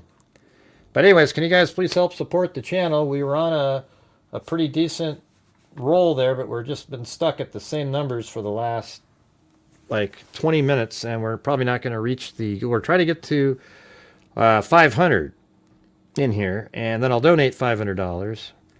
And to do that, we need the support for the channel, and we just absolutely died. Joseph, you just made a really rude comment up there, Joseph. Nobody was talking to you. Okay? You're really close. I don't care that you've been watching since an assassination. You're just not really fun to have around because you just keep saying the same thing to try to convince people of a theory that there's zero information. I at least can say we see one guy on camera and everything that was done could be done by one person. You keep saying there's 3 people with no evidence of any kind to show anybody, but you just keep saying it over and over, and you keep acting really dramatic with your posts and comments, and it's getting kind of old, to be honest with you. Do you think your phone was set up to see the camera images? Let's set up. Do you think your phone? I don't know. I don't know if it. I don't think it was going to work because she hadn't been paying her bills, you know. So it wouldn't work at that point. Hey, thanks, Helly Lifley, or what is it? Helly Fly. And then we got Chris Stew and Betty Black. Oh, come on, Wild Bill Wassman. Another one? You're too generous. I wish we could get other people to do those. You know, cut you, you know. I mean, if you feel like it's okay, you know, you're willing to do it and everything, I really appreciate it. But at the same time, you know, thanks, Tina G. And if we get to 500, I'm still, you know, after YouTube takes its percentage, that means I'm still paying 150 for the donation myself. So, just trying to keep the month going. I want to be able to do like 5,000 this month to get us at a 4,000 average. Then we might, if we can keep going for the year, we get to 48. But I don't know. We'll see. Hey, thanks, Betty Black. Thank you very much. Now, there's one. Wild Bill. All right, so you got one gifted membership. Oh, and Jim Lawn just busted out 5 right out of the chute there. All right. Thank you. And if you're wondering, let me just show you guys this here. So on this channel, since January of 2020, we've done 284,612 to various true crime related charities. And last year we did 46,000. We're at 4,500. So we did 3,000 the first month, and hopefully we can do 5 to get it to 8 for the year 2026. All right.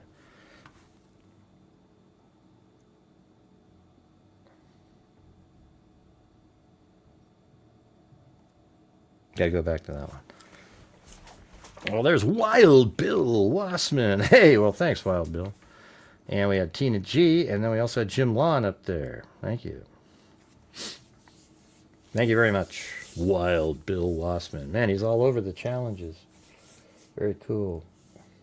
Just like Marty's Bar and Grill. So without paying a fee, you can see the videos at all. I don't think so, because there's nothing to get it from. So remember how they said when you don't pay your fee, the video doesn't make it to the cloud? Well, then how would your cell phone then access it, right? So I think it makes it sort of unencrypts it once you pay your bill, so you can see it. So then Google then and then it can be written over, Oh wow, looks like Lisa has a challenge. If we get 5 more gifted memberships, she'll donate 25 in coffees. Very cool. Thank you. I just saw that.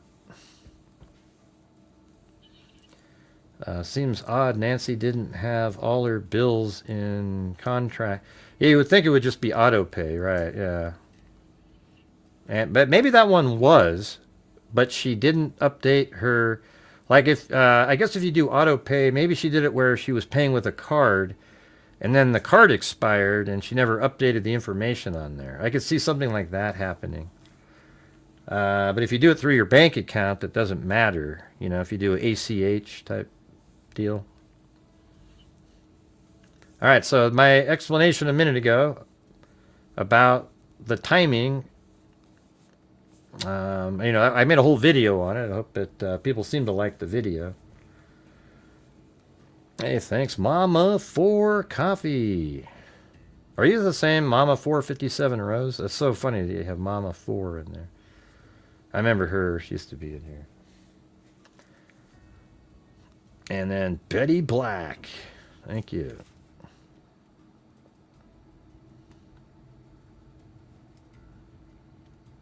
All right. Are you taking anything there, Lisa? Like there don't have to be gifted memberships? Because you could have Mama 4 Coffee, Betty Black, Wild Bill Wassman.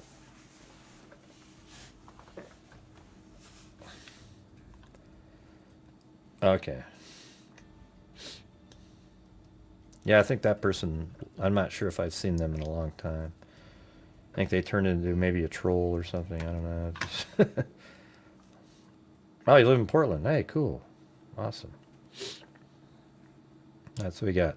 Mama for coffee. Then we have Betty Black, Wild Bill Wassman. And then Wild Bill Wassman up here a minute ago. Tina G, Jim Lawn, Betty Black, and Tina G up there. And then Betty Black, Chris Stew, Hellafly. We still see 12 hours back, but then it would delete. Well, I think in this case, it just writes it, and then another recorded video could write right over the top of it. It doesn't, I don't know if it just immediately writes over the same sectors. It might choose another sector and then eventually get back and go back over, maybe there's allocated space. And even if it's marked for writing over, it's not necessarily just simply going to write over it again. It's just like a computer. So the way it works on a computer, you guys, let's say you save a file out and it takes up, it writes it out there. These little, you could sort of visualize it like, I don't know, piano keys or something. Like each little note is like, on the piano is a sector, and it writes them all out. And let's say it's like a 5 mile long piano key. And inside that 5 miles, it only uses like 100 feet for a file that you have. And then your computer actually marks it so that you cannot write over that unless you delete it. So it's just sitting there. So anything else that you have, it takes up another 10 feet, maybe 80 feet, go bing, bing, bing, bing, bing. But then one day you delete the file that was 100 feet long. And now that's available to be written over. And it doesn't have to, when a file is saved, it can be like 2 segments here, skip over a bunch of used ones, and then right here. And it can just take up these random spaces, but somehow it knows how to keep them all together. That one file is all the same, even though it's spread out. So you might have on a piano key, the first 2 keys, and then the 3rd, 4th, 5th, 6th, 7th are part of a different file. Then 7, 8, 9, 10 is part of the same file that you're talking about again. Yeah. So I think when it writes out to the cloud, and because you didn't have a subscription, it writes the video out there and then immediately makes it available to be written over. But so I guess the problem would be if it writes over any of it, it probably ruins the whole file, the whole video, I would think.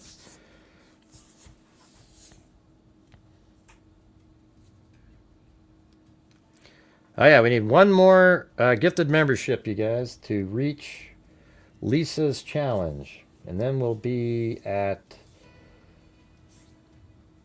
made it pretty far down the road. Yeah, it defragment, right. It puts everything together, right. It tries to, I think it kind of puts everything, I think it does that when it's defragmenting. Like it puts the files together all in a row, perhaps. Hey, thanks, Becky Brindle, Scala guitarist. Wow. Becky Brindle, Scala guitarist. That's a long one.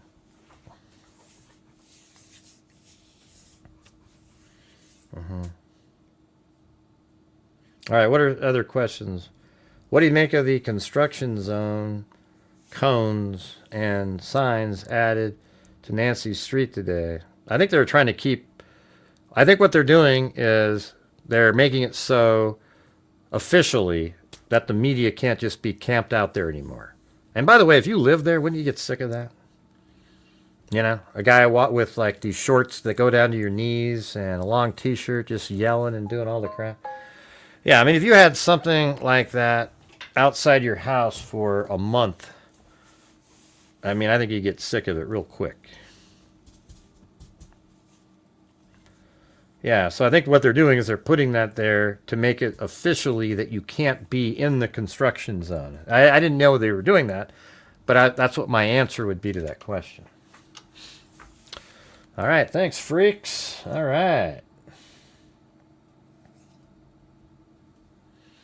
I think if all together, if we get to, we get 20 more channel memberships, then we'll get to the number where I'll donate 500, right? But we're getting close, So whatever that is throughout the rest of the show. And then you guys maybe will put up a poll. What do you guys think? Rain again, violence against women, Texas Equisearch, they look for people. NCMEC, National Center for Missing and Exploited Children.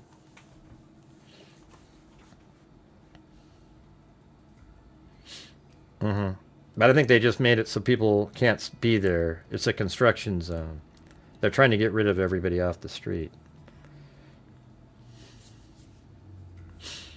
Well, no, it's not a charity channel. We just donate a lot of the money from the channel. And it also supports my channel at the same time. But you know what I'm saying? Unlike the other channels that you watch, we actually donate money to various true crime related charities. 284,000. Tell me how much JLR has donated during this time frame where he was camped out front of the house. Give me a number. And the answer is 0. And he made tens of thousands. I mean, that guy just raked it in, man. Raked it in. Do you have any opinion of the bite light? Yeah, I mean, those do exist out there. I don't really have an opinion on it. It's just, you know, it's cool, you know. You see sometimes mechanics use stuff like that.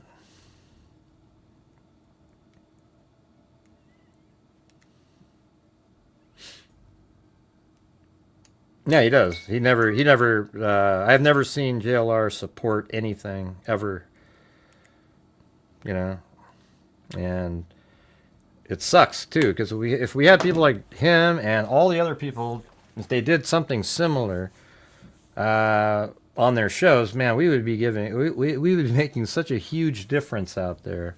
My channel makes a huge difference anyways, but imagine if everybody was doing that. Oh man, it'd be amazing. It would be amazing. Right. I knew that you were a troll there, June. I could tell right out of the gate. Good luck, June. Right. He doesn't need to, because his sensationalism gets him 40,000 people watching. I don't do sensationalism, so we don't get 40,000 people. Ooh, wow. He bought flowers and donated a 120 pound bag of dog food. Jeez. Wow. Hey. Yeah, we did 48,000 last year. Right. That's pretty easy to do when on his show he makes over 1,000 every time he did a show. Probably 2,000, 3,000. That seems pretty weak, Bun.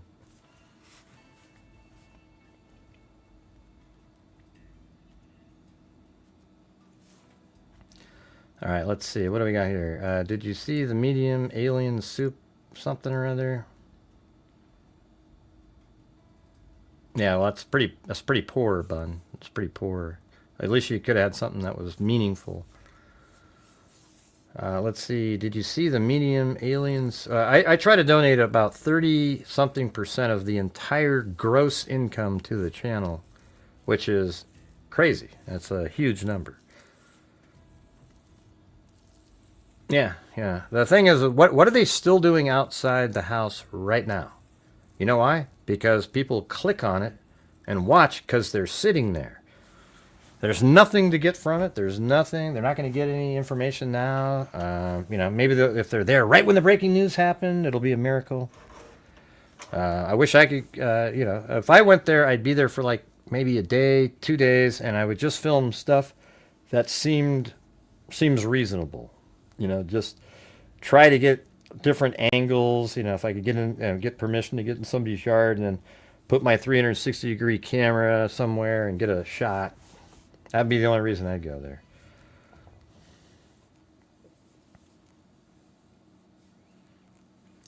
All right, let's see.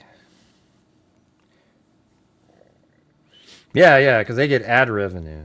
And when you have like 40,000 people watching, that video alone, even if he got 0 super chats, it'd probably bring in, you know, because it's 40,000, and then, you know, the total views is going to be like 400, 500,000.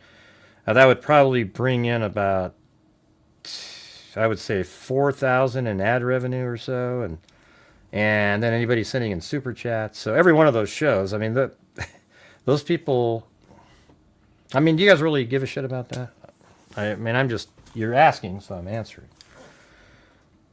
Let's see. He would not even ask those two ladies about their lost relatives. Just wanted to focus on permit to search clickbait. They struggled with English, but get someone to help out and tell their story. Yeah, I remember the other day I watched for about 5 minutes. Or no, somebody sent me the link of a genealogist. And he really didn't give a damn what the genealogist was saying. He goes, okay, I gotta go, I gotta get back to the house. Why? There's nothing there. Yep. Let's see. So we got more than 10 years in prison for it. Yeah. And that thing is people don't care. They go, he served his time. No. That guy is a perennial. You just look him up on Wiki. That's the real person there. Yeah, the lights in the background, right, in this picture. So we can probably figure this out. So given that angle, see that line right there? Basically a straight line, I would say, almost to where that is over there. So, you know, go like that, and it probably dips down. It's probably a little bit right if you were going to... So if we went up in the air right here, and we drew a line from the front door, and let's say we have it like that. Let's see how straight that is. That's pretty good. Yeah, that's pretty good right there. And then we move it like that-ish. And then we go back around. And so, because the angle of that camera is like that, it's very likely that it's just that house up there. See? I mean, look at that red line going right up there. And we go back to the image, and then see, it's right there. And see, the angle is like that. So it's almost straight off the opening there. See? And then that goes right over there, and it's probably the light's just right on that house, which is the one I guessed at earlier. All right, guys, let's see if we can get some, we just need 20 more channel memberships to get to the donation night numbers. All right. I mean, I'll lose $150 tonight, but why the hell not, man? We've been doing pretty good the last few nights. Something about that walk stance looks like a woman. Well, Zozo always said it looked like a woman in the images. Yeah. So if it turns out to be a woman, I can tell you that Zozo always thought it was. I don't think it is, but I can see what she's talking about in the eyes. It almost looks like they have on eyeliner or something. I mean,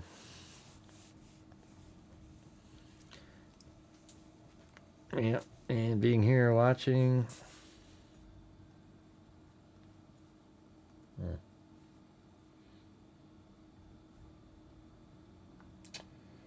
Let's see. Oh, thanks, Lisa Valenzuela, for the coffee. And also Marty for the 2 from before. Man, you guys were not going to make any progress on that, the 20.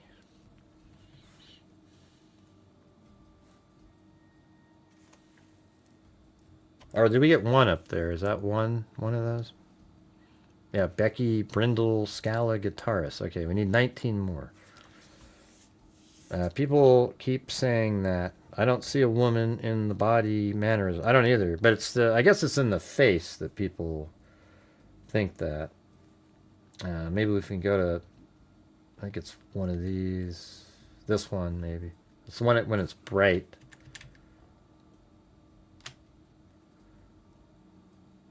Like that. And I don't think we have the clearest form of the video. I'd love to see the original video.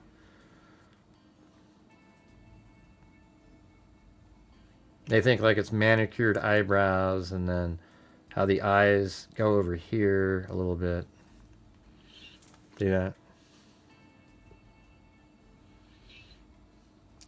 Let's see. I think it's probably just the infrared distortion. Well, I mean, it just distorts the color, you know. It doesn't distort the video, the image itself. It just looks different.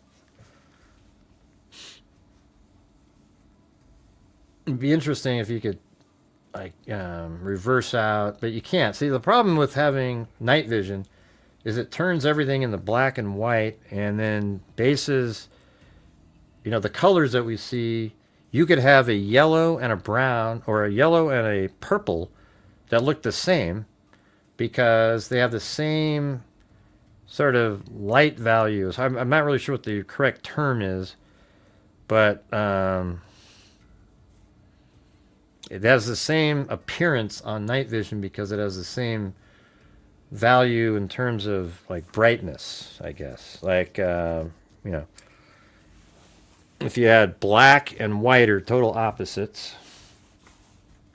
But interesting, if you have black and it has a shiny coating, night vision turns it into a lighter color.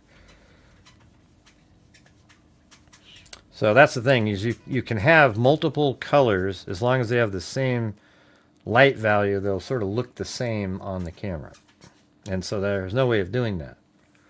And by the way, does anybody in here actually believe that you can make a sketch from a person wearing a balaclava and be remotely accurate? I think the goatee is what people are going to base it on. And then, oh, see, he did have a goatee. And it'll look mildly similar and they'll claim victory.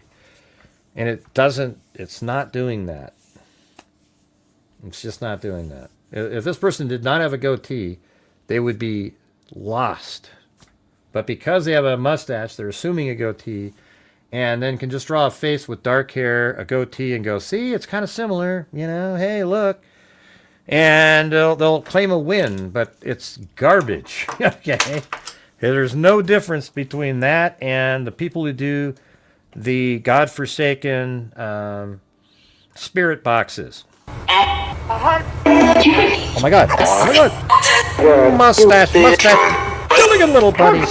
Hey, is that a mustache? I'm going to ask my spirit box, is that a mustache? Oh wait, at a hut. Did you hear this? It said at a hut. At a hut. Stupid. Yeah. Look at little buddy. Skipper. Oh! It said batshit. Oh, I agree with that. You know what? For the first time in my life, I believe in the spirit box. Because right at the end it said batshit. I agree.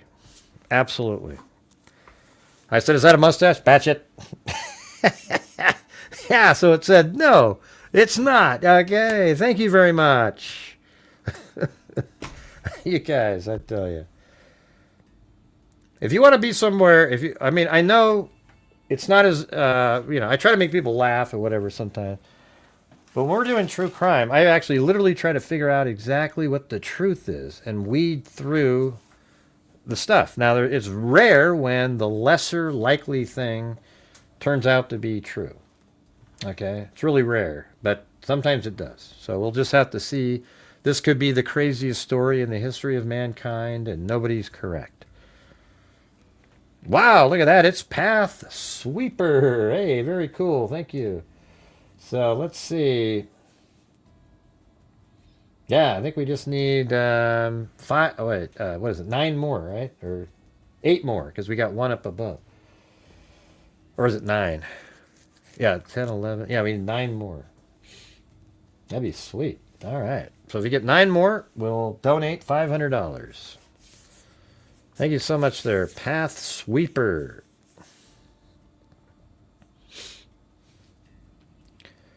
And then I'll tell you what, after we do the donation, once we get there, we'll have the phone lines open up. Well, they're not really phones, it's a link. But you just click on it and, your face doesn't show up on the screen. You just talk like it's a phone. All right? And then you can ask questions or talk about different things. But what doesn't work very well is when somebody goes, okay, now see that house over there? Go over there, and tries to direct me around. It just doesn't work. Yeah, it's just... and her husband made all their money. No.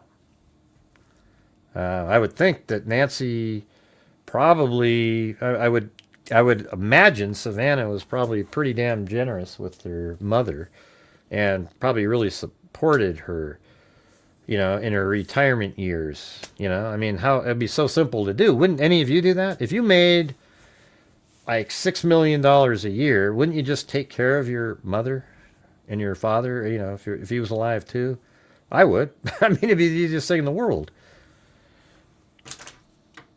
Yeah, so I would imagine that she is the one that, you know, generally took care of the grandmother, or Nancy, her mom.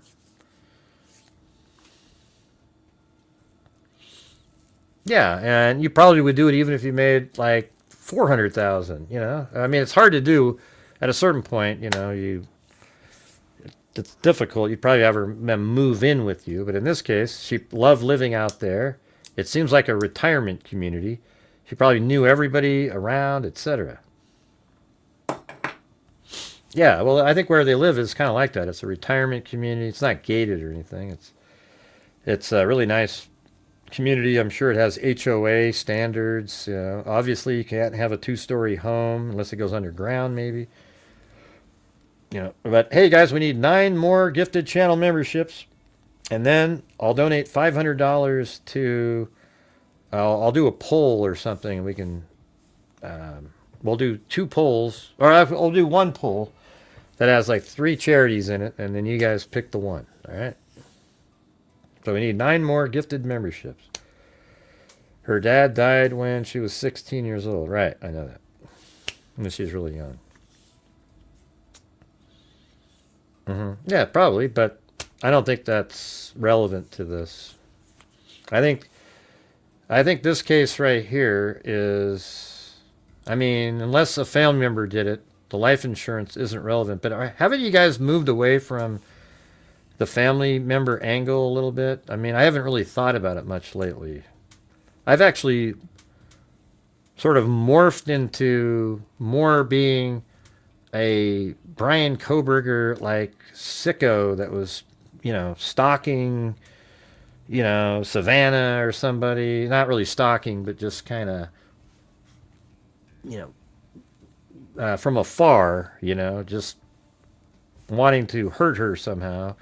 Or just whatever. I mean, who the hell knows what this person was doing? It just seems like a random person. The way he's walking around there, it's really strange. However, I mean, I do think when he went there to take Nancy out the front of the house. I do think that. And you know why? Because he removed the light from the camera from the front door. He removed the camera from the front door. And by doing that, that allows him to move his vehicle into that position to then put her into the car after that. But if the car, if you didn't have that camera removed and you pulled up the vehicle, it would be clear on camera what type of vehicle it was, etc. All right, there's Mama for coffee. All right, we need 8 more, you guys, and then we'll donate the $500. So if you're out there and you want to help support the channel, we need 8 more channel memberships, and then we'll donate $500 somewhere. All right. Doesn't that sound great? It's just so slow. You know, come on, you guys. We can do it. We can do it. We can do it. It's crazy. He didn't step in the blood. Well, let's look at it again. We went over this the other night. It doesn't seem that weird. Here, watch. Let's see. Go to this one. Now look right here. Look how there's no blood right over on this side. So what if Nancy was to the guy's left? You open the door, and he's holding her right arm, basically. You know, and she's probably right-handed, maybe. And then she sort of goes down and coughs right over here. And then she continues on the outside where he's walking right over here. And so there could be, somebody point out maybe a small spot where she stepped on a little portion right there. Whoa, look at that. It's Jim Lawn. Thanks, Jim Lawn. Man, you guys are awesome. Thank you. All right. All right, here we go. I'm going to do my poll.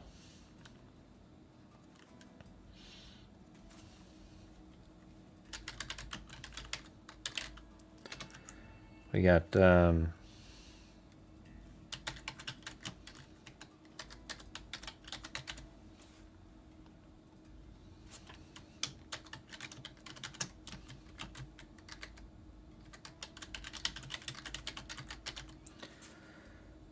All right, and then what was the other one?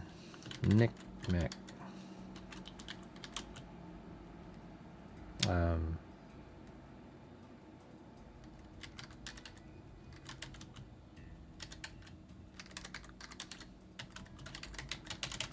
Oh, there we go.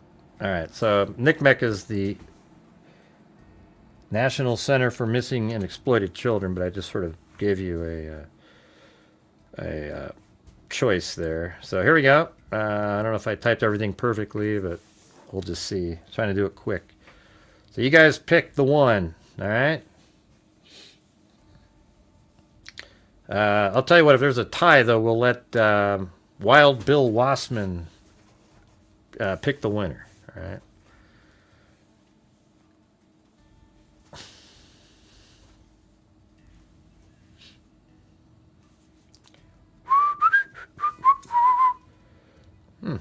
Ah, that's cool. A lot of people are... Come on, there's only 28. Come on, you guys, vote, vote, vote. Let's go, let's go, let's go.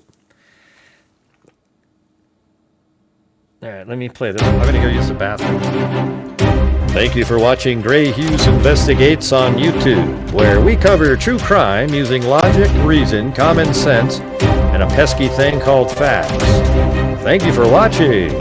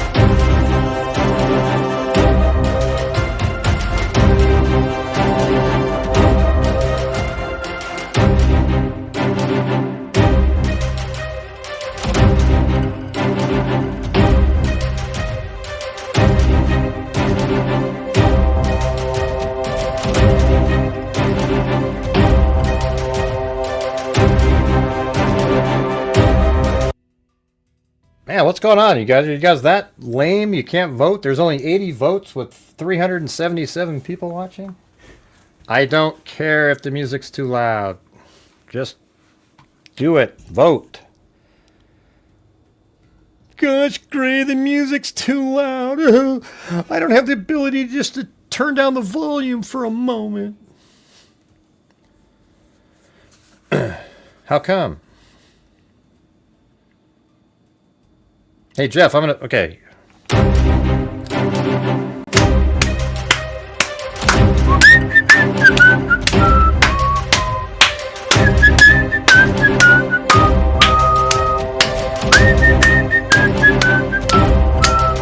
Hey, Jeff, don't you love it? Jeff Neal. Hey, love it. Love it, love it, love it, love it, love it, love it, love it, love it. Thank you, Path Sweeper. If she had internal bleeding, she could have coughed blood. Sure. And also, if she had a bloody nose, she could have coughed blood.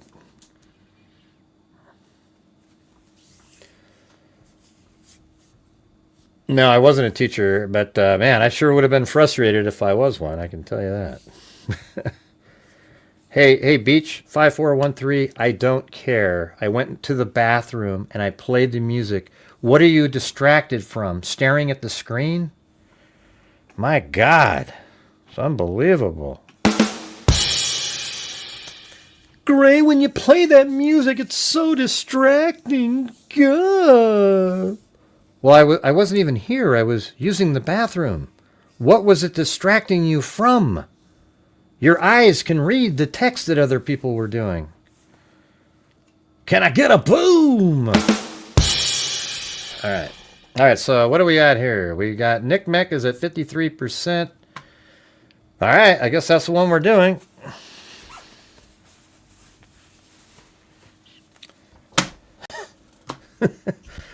You guys are crazy. I mean, seriously. No, I'm laughing, Beach. You're easily triggered, like a trigger bunny. Here, well, I got something for you. Hold on. Let's play your song. Okay, hold on a second. We got it. Don't worry about it. All right, let me hit pause here for a second. Yeah, I've been doing turn this down over here. Let me get your music playing. There we go. There's your trigger bunny. All right.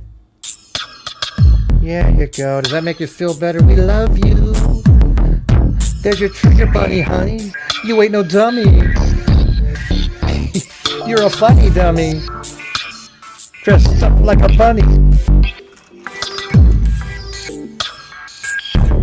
We love you. There's your trigger bunny. We love you. Don't worry, we love you so much. Oh, thank you. There we go, huh? All right. Thank you so much. All right. To offender. All right, we'll go back to the other. Get right back to work. All right, everybody. All right, does that make you feel better with the trigger bunny? Very cool. Okay, Beach 5413. Every time you show up, we'll play the trigger bunny for you. Don't worry. Okay. All right, Schnookums. All right. Let's see. My God. Is that the yeah, it's the emotional. It came from there was another YouTube channel. This lady used to hold up a bunny for triggered people, and it's like, why are you look. Why is a trigger bunny needed in the true crime genre?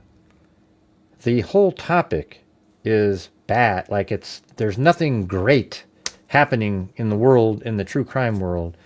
So if you're somebody that needs a trigger bunny or some sort of warning that something's about to be talked about, you shouldn't be within 1,000 miles of watching anything related to true crime. Do you agree with that, everybody? Thank you. Well, in a moment here, we're going to be talking about this sensitive topic. So here's a trigger bunny warning for you guys. If it feels, if you feel like you can't deal with it, I just want to let you know. And well, what are you doing here? The best thing that these people should tell them, instead of saying, hey, we got a trigger bunny, is to tell them, listen, watch other videos. You're in the wrong genre. If you need to watch, get a trigger warning or see a trigger bunny, you shouldn't be doing this. It's bad for you. I've got to the point where I can cover true crime, cover any topic, and while some of it's just horrendous stuff, it doesn't really affect me because I try to disassociate so I can look at what we're looking at. It's just, it is what it is. I don't understand. I think most of you guys do that. You read about a case and go, man, that's awful, but you can just work through it. Don't you agree, Heather? Heather Liam? Well, damn, I wanted a trigger bunny warning. You agree, right, Heather? Heatherly? Yeah, like Songbird goes to sleep with true crime playing. Right. Yeah, I mean, I don't know how you could not agree with that. It's like somebody who's triggered by, I don't know, like having an abusive husband, and you go and you watch the movie, what's the one with Julia Roberts in there, where it was just the craziest, Sleeping with the Enemy. and you go, I'm going to go watch it, but I got to turn it off the whole show because it triggers me. So what I do is I just turn it on, and I know it's playing, and I remembered the movie. I just don't watch any of it.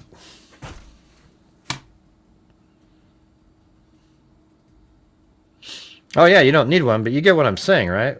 I mean, haven't you seen those places, Heather Lee, where people go, trigger warning, trigger warning. Now, here's a trigger warning, everybody. No, I'm not triggered at all. This is just what I get. I think it's fun and funny to talk about this stuff. I try to get people to laugh, you know? I think it's ludicrous that people watch true crime and yet they want to have a trigger warning. It's almost like, what do you call that?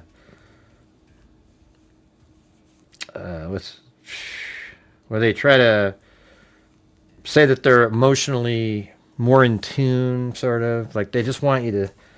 I don't know how to explain it. It's just absolutely annoys the living crap out of me in the real world, you know. Like when I see it. When I'm talking about it, I think it's funny. Yeah. So like in real life, if you see somebody going, great, you know, you put that on the screen, but you didn't give me a warning. I just go, yeah, well, don't watch, man. I'm not going to pause. And, you know, this is a true crime channel. We might cover stuff that is, you know, not pleasant, etc. That's what we do here. Okay. I don't know if that's a Super Bowl halftime guy. You know. I mean, honestly, honest to God, don't you think it's wild? I just try to make it a safe place for everybody to enjoy true crime. Well, what do you mean enjoy? I don't really get it. Like, if you're triggered, how can that person ever enjoy it? Because they're always on the edge. They're waiting. Oh, that was too that was too much.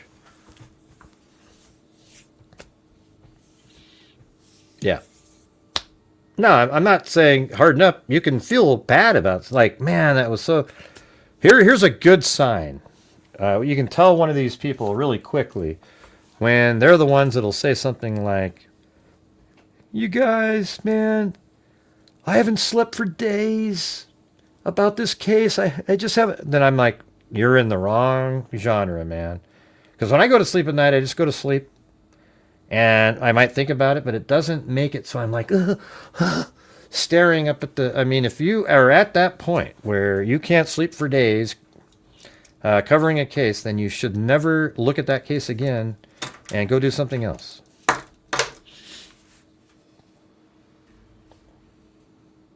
Okay. I'm going to get rid of Beach 5. They're here. They're just trolling in here. They're just being an idiot.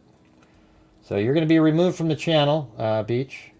I know you had a good time, but I don't enjoy having you here. And since it's my channel, I can just remove you. See you later.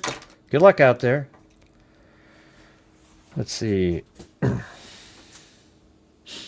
No, it's like a goofy trigger bunny that says "We love you" on it. Okay. Let's see. I like it when they give you a warning and show something that is not even close to... Right. They do it... what's the term I'm looking for? Virtue signaling. That's what they're doing. They want to let you know that they're so in touch with everybody's needs and emotional... just their emotional needs. So they're trying to virtue signal to you by saying, hey, everybody, here's a trigger warning. You know, some people might find this topic to be a little bit triggering. Right. You mean like Rex Heuermann, he got some, abducted people and then cut them up and put them in burlap bags and so forth? We already know that about the case. So what about that case? Do we have to sit there and every 5 seconds say something? Yeah. All right. Anyways, so let's do the... we were going to do Knick-Knack. Gosh, Gray, that isn't very cool, dude. Okay, well, go watch the people that give you the trigger warnings, because it's not going to happen here. I used to have this really snarky intro where I go, and if you need a trigger warning, I had one version that I never put on the air, but it was freaking hilarious, man. I was like, the topic of true crime involves some very, like heavy material. If you require a trigger warning, shove it up your ass with a red hot poker. Thank you very much for watching. And it was just like, it was ridiculous. That one never made it to the air though. Okay. All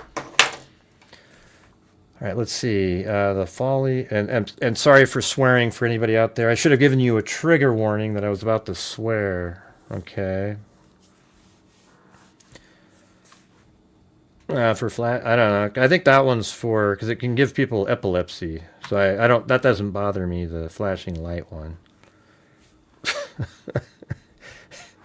Yeah. Come on, you guys.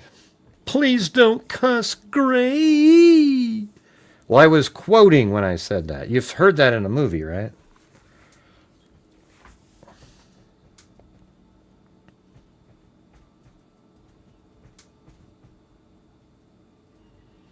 Right. All right, let's see. Here we go. We're going to donate here. Here's 500. This is Nick Mac. I can't remember if this is one that dedicate my donation.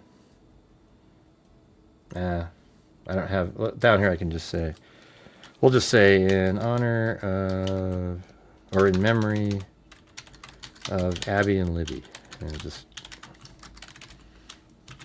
there you go. It all goes to the same.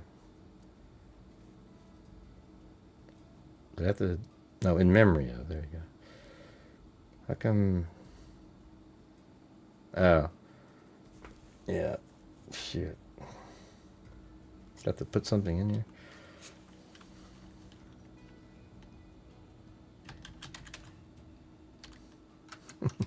I know that's not how they have it, but there we go.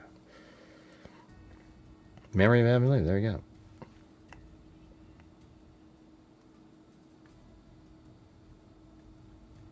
I gotta fill this all out over here. Oh, don't worry, I'll show you the receipt. Don't worry. We show every single receipt on this channel. I was just telling you what I was going to put on that intro, but I decided not to.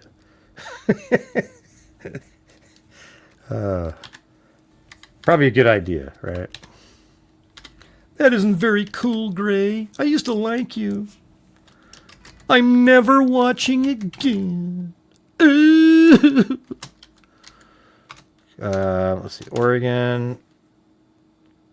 Would you like to receive a free Knick Knack tote bag? No.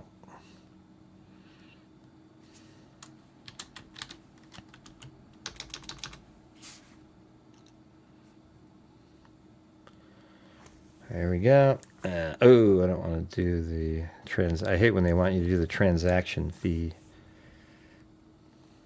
Kind of messes with the numbers.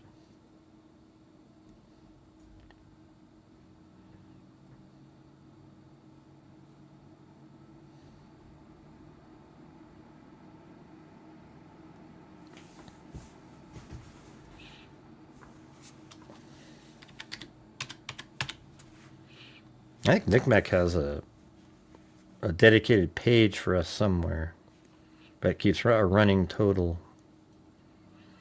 All right, so this just popped up on the screen right here. Amount $500. In memory of Abby and Libby. Confirmation number. And a copy was sent to grayhughes2@gmail.com. All right. So now we'll go we'll load that sucker up. Now, let's see. And I always have to do it at the bottom of the screen because people actually look up the other people's names that might send me an email. And then there is, I think that was it. Yeah, right there. Thanks for paying with PayPal. There it is. $500. February 21st, 2026. Right there. And $500. Boom. All right. See, all proven on the screen. Well, no, it's you guys. Thank you very much for supporting the channel. Allows us to do this kind of stuff. So we've already given 2,000 this month, which is only 1,000 less than last month, and we're not even at donation night, so that's pretty good. We just got to keep on trucking. See how it goes. All right. So thanks, freaks. Right. Yeah. We don't do trigger warnings here. I'm sorry. I mean, I have occasionally, if there's something that like, but you can't show stuff that is trigger warning worthy anyways, because YouTube will say, oh, you know, we gotta make that for older adults or whatever, you know, it does that. It's just, you know, like, you know, during the Trump shooting, some of the different shots of somebody on the blood and so forth, you know, you probably don't want to put that on there anyways, because you can't do it. But I would say in that case, that was one of my best covered cases, the Trump assassination, man. I had some of the coolest videos ever, man. I stabilized these crazy shots, took the surveillance footage that they had, the body camera, and then stabilized those, and then figured out exactly who did the shot at the very end, and yeah, it was pretty crazy. That was one of my best ones. But anyways, thanks everybody for you know, supporting the channel and allowing us to do that. Very cool, very cool. So we're at 2,000 this month so far. 2,000 more than JLR and his cohorts combined. Thank you very much for watching. The Bigfoot video. Bigfoot? Let's see. What do you mean Bigfoot video? But it's for them to show blatant lying advertising. Okay, so let's go. What do you got? More questions. Let me open up let's get the phone lines going here. Gotta get some anybody out there. There's no stress calling in. Okay, it's just like any other person that you talk to.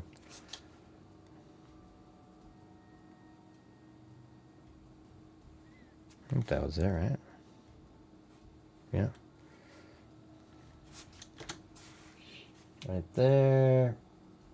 And we'll pin that. I think I almost want to get one of those red breasts now, just for the call-in part. Maybe I'll be back in a minute. All right? What do you think of that, Marty? Bigfoot on the water. Oh, yeah, the Bigfoot on the water tower. Yeah, that was a joke, that one. All right, I'll be back in a minute. Here, let's do this music instead. Is that better? Kind of a little jazzy.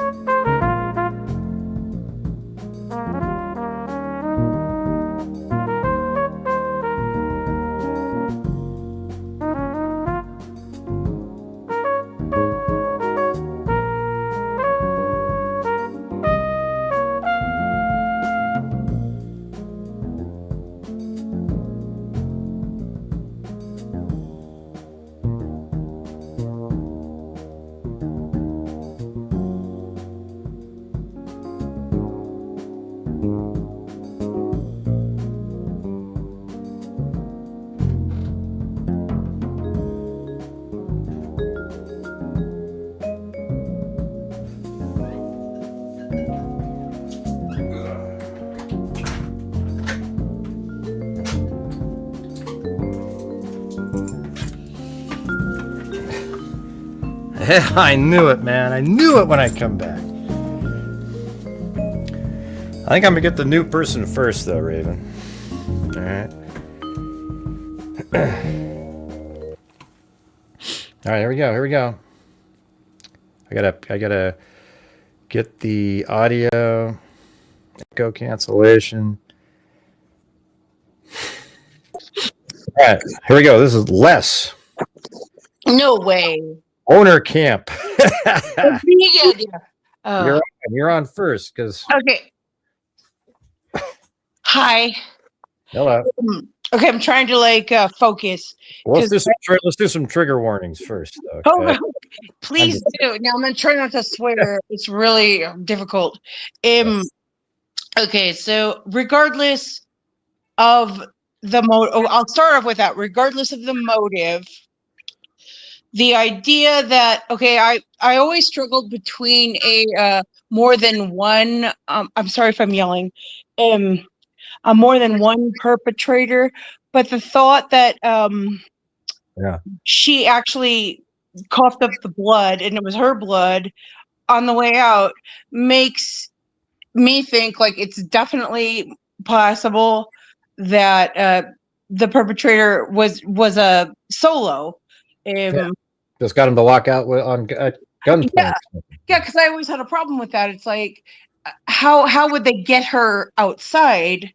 And I always originally was just dead set on I guess I had tunnel vision, that it was the son-in-law, and it could be still, and they're not giving up a lot of information, but the thought that it could be like some weird solo person, that makes a lot of sense, more sense now, because I thought about it. See, no one will talk to me about this except for that's why I called her. But you mean us? Nobody talks about it other than us, right? Yeah, I guess. Everybody just thinks I'm a friggin' weirdo. But yeah, seriously, since she was alive, I can see her below the video, you guys. She's not a weirdo. Okay. No, I'm trying to my mind goes wild with this, and it could, but what bothered me was a solo person would have had, but that she could walk out was definitely something that it could be just a weird stalker or revenge kind of person. But I also think people are too what do you call it, rigid when you go, oh yeah, she could walk 50 yards, or was it 50 feet? I don't remember what the number was. It was yards, yeah. Okay, but it's okay, is it really 50 yards? I mean, right with 50, and then you just fall on the ground, and no, you could go 75 or 100 if you need to. It's just people get stuck because they heard something, and therefore it's a rigid number, and it really isn't. It was just sort of, 50 yards. She can walk 50 yards. Maybe she can walk 176, on a good day. Who knows? Yeah, and that makes it possible that it's just one person, because another thing that bothers me is if it was more than one, some person would probably blabbed by now. It's still possible. I still think maybe the guy on camera was a pawn and could have been in a different country or murdered, and it is more than one, but that does give the fact that the blood was hers, that she walked out, because it always bothered me, how could somebody get one person get her her to move to that a trunk or a car or whatever, which is yeah, it makes it really hard if they're already passed out and you're moving them. But if she's already alive because she coughed, then what would be the need to be carrying her? And then they go, oh, they were carrying her, and they stopped for a moment while she coughed, and then they kept. I think you would see a totally different blood pattern on the ground. Her walking with the drips only and some expirated blood spatter makes more sense than having two people because one would be in the front and one in the back. So every time blood would get on the ground, the one in the back would stomp and step all over it. We don't see that here because I think she's off to the side of just one person walking her out.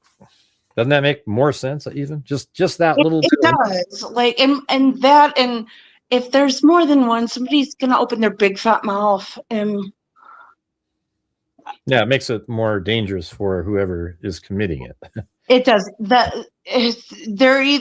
was help and he's dead, or it's like one person can keep a secret. More than one, usually whoever talks first gets like the least time. I don't know. Possibly. It just could be, that they're not, sharing a lot of information. But that blood aspiration definitely makes it possible it could just be one person, for sure. Yeah, I used to think it was aspirated a long time ago in Arius because I think she used it, but it's expirated. Yeah, expirated. I know. I guess X means out, and then yeah, that would make sense. Exhale, like I think obviously probably the spire is probably. Or which part is, let's see, so the PIR or something probably means breathe or something. Mm-hmm. Maybe something like that. Because, I'm just saying I'm breaking it down into its roots terms because they're both that word like aspirated and expirated. So obviously their part in the middle is breathing, but one means out and one means in. Yeah. Yeah, but that always bothered me that for one, it's definitely possible that it's just one perpetrator. Because I was definitely had tunnel vision on. It's got to be like family. Who benefits like from this other than family or a weirdo that I don't know. Yeah, no, that's the thing. And I think Ashley Banfield. She nailed it at the beginning. They were looking into, so like when people bitch about her, they really were heavily looking into the family members. Now, maybe they've cleared them, maybe they haven't. Yeah, I don't know if I believe it. The sheriff says they were cleared, then the next day says, well, we haven't. He's such a douche. Well, he's so inconsistent. He seems like he might be a nice person, but he's just this is above his pay grade, in my opinion. Let's give him the benefit of the doubt. But it won't. When he was like annihilating Brian Enton during that one interview, it's just like and it's like smirking. He's kind of like a. I don't know. I didn't see that one. What was he doing in that one? I didn't ever watch that one. He was like accusing. He's like, well, the press, whatever has said like this and that about me, and he was like smirking and being like. He wanted to just talk about how the FBI story isn't true. That they really been working together well this whole time. It seems like he has a chip on his shoulder. But it seems like all these reporters, though, they hear differently from the FBI or these other people than what he's saying. So it's hard to really believe him, I guess. I agree. The reporting on this is it has not been. He should have kept his big fat mouth shut too.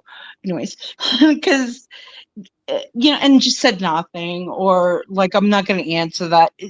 And the double talk is annoying. I don't know. I have a lot of opinions about this, but that is what, like, for sure, I think could be possible now. I was really like dead set on it's got to be the family. It's got to be someone who benefits from this, either financially or in a really weird way. I don't know. Yeah, lately though, I just keep thinking just the casualness of this person. It didn't even seem like they were in a hurry to be doing anything. Mm-hmm. It's like, So then you kind of wonder, like, what type of, usually you're trying to get in and out, and that this person I would seem to exude that, he was just like, you didn't care. He's just, hey, look, there's a camera. Hey, maybe put a weed on that. Yeah, let's rip it off. And then what do you do next? Did he slowly, I think he waited for to see if I think that's really reasonable to think that maybe he sat around waiting. Yeah, I do too. Police car showed up, because after you interact with a camera, you're not certain of anything, and you don't want to be caught with, especially you don't want your car in the driveway and then you're in the house, because you're screwed. Now they have your car and they'll track you down.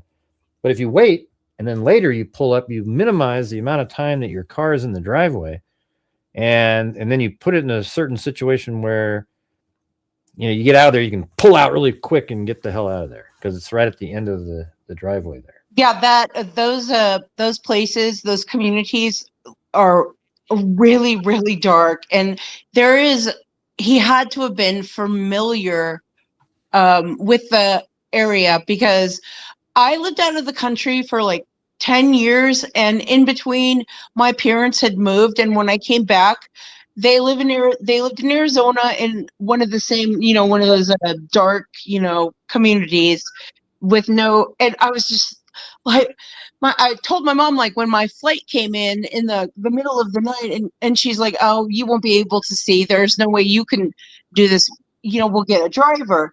And when we first entered this community, I was like, where the frick do my parents live? Like, what is this? It is hard to see.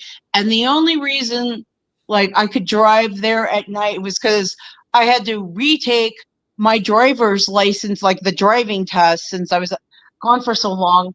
And I got more used to the routes and how to get in and out. And other than that, there is no freaking way you would know what to do in those communities. You have to be familiar with it. Yeah, I think he's definitely familiar. Had to have been. Yeah. Because you cannot see frick all. That's all. Like, seriously. Not yeah, easy. I just think getting around at night, you'd have to know. Absolutely. You would have to be familiar. Yeah. You would not know what to, because there was so many times where I was like, where the hell am I? You'd almost think that they live close to here too. Like I mean, unless the difference would be if you went out and stalked the area and you just drove it multiple times, even in the dark, and then got used to it and knew exactly where you were. Then you could go out there at any time. So you could have lived, but I bet you they live not far away, because if they were there, let's say on January 11th, doing their looking around and sort of stalking the area, I mean, they probably live pretty close, right? And then you drive back home, and then maybe you did it some other dates too. That would make sense to me. Mm-hmm. I mean, I doubt you're going to drive 1,000 miles to do a dry run in January. Mm-hmm. Yeah. They had to have been there somehow. I don't know how it ties in, but they knew that area. It could be like, a lot of different scenarios, but they had to have known their way around. Yeah. I mean, I think there are things in here we can say with sort of certainty of, in this case, like you can say that I think you can say that he removed the camera in the front of the house because he didn't want his car to be identified at some point when he's leaving. You can say stuff like he had to know the area, because you look how complicated it is. You'd have to drive there multiple times to feel really secure at night to be driving around. We can say that we know that she made it home that night based on her cell phone data and her heart monitor being in the same location. And we know that she was alive when she left the house because of the expirated blood on the front porch there. And, there's multiple things that they're truths that are known in this case. Those things, you could basically say for sure that is the truth. It could be like weird stuff, like who knows what the motive is, but that is definitely true. The whether or not, like, see, that always bothered me about the perpetrator, if it's plural or not. Like, how could a lone person, but it is possible, walk the woman out and her blood was present, so that makes it possible that it's just a solo. Mhm. Whether or not he was hired by family, I think they would probably know it by now. I don't know, but they Yeah. were figured out. So it could be. I gotta admit, like, I think everybody's in the same frustrated mode. I mean, I like talking about it just because it's like, other people, there's some ideas that pop up sometimes that are like, oh, okay, that's a good one. But it's also a frustrating case because, like, everything that you think of, there's easily a secondary, there's always this other element that speaks away from what you just said. It's like, Yeah, I know. oh, wow, it's an abduction. Okay, they went there, it was a robbery gone wrong. Oh, wait, but why'd they take her out of there? Okay, so it's an abduction for ransom, but then she obviously didn't live because they didn't show proof of life and didn't get anything. Okay, and then there's, you just go on and on and on. And it's just like we don't have the information they have. Law enforcement obviously has more than we do. It'd be great if they did press conferences and gave a little more info, Yeah, this is there's like a circus with so many different things, but certain facts make a lot more sense than others. And when yeah, there has to have been some payoff, some benefit for whoever did this. A financial payoff seems weirder and weirder the longer it goes. I don't know, but yeah. I actually think, I'm not even sure. The family was going to pay just to know where the body was, and that never happened. Mm-hmm. So, was that even a real person? I mean, was that a real thing, or what? I mean, were they even serious about it? Because they probably never even got back after they said that. They didn't get back to him because that might not have ever even been something that they were. Mm-hmm. That's just a toying mechanism. They're just taunting people with those kind of things. Yeah, if they're real, if those are really people connected to the case, then maybe they're just taunting and goofing around, and they see it on TMZ. Look at that, Exactly. It could be some freaking just solo dude that's really freaking weird that just enjoys this. I don't know.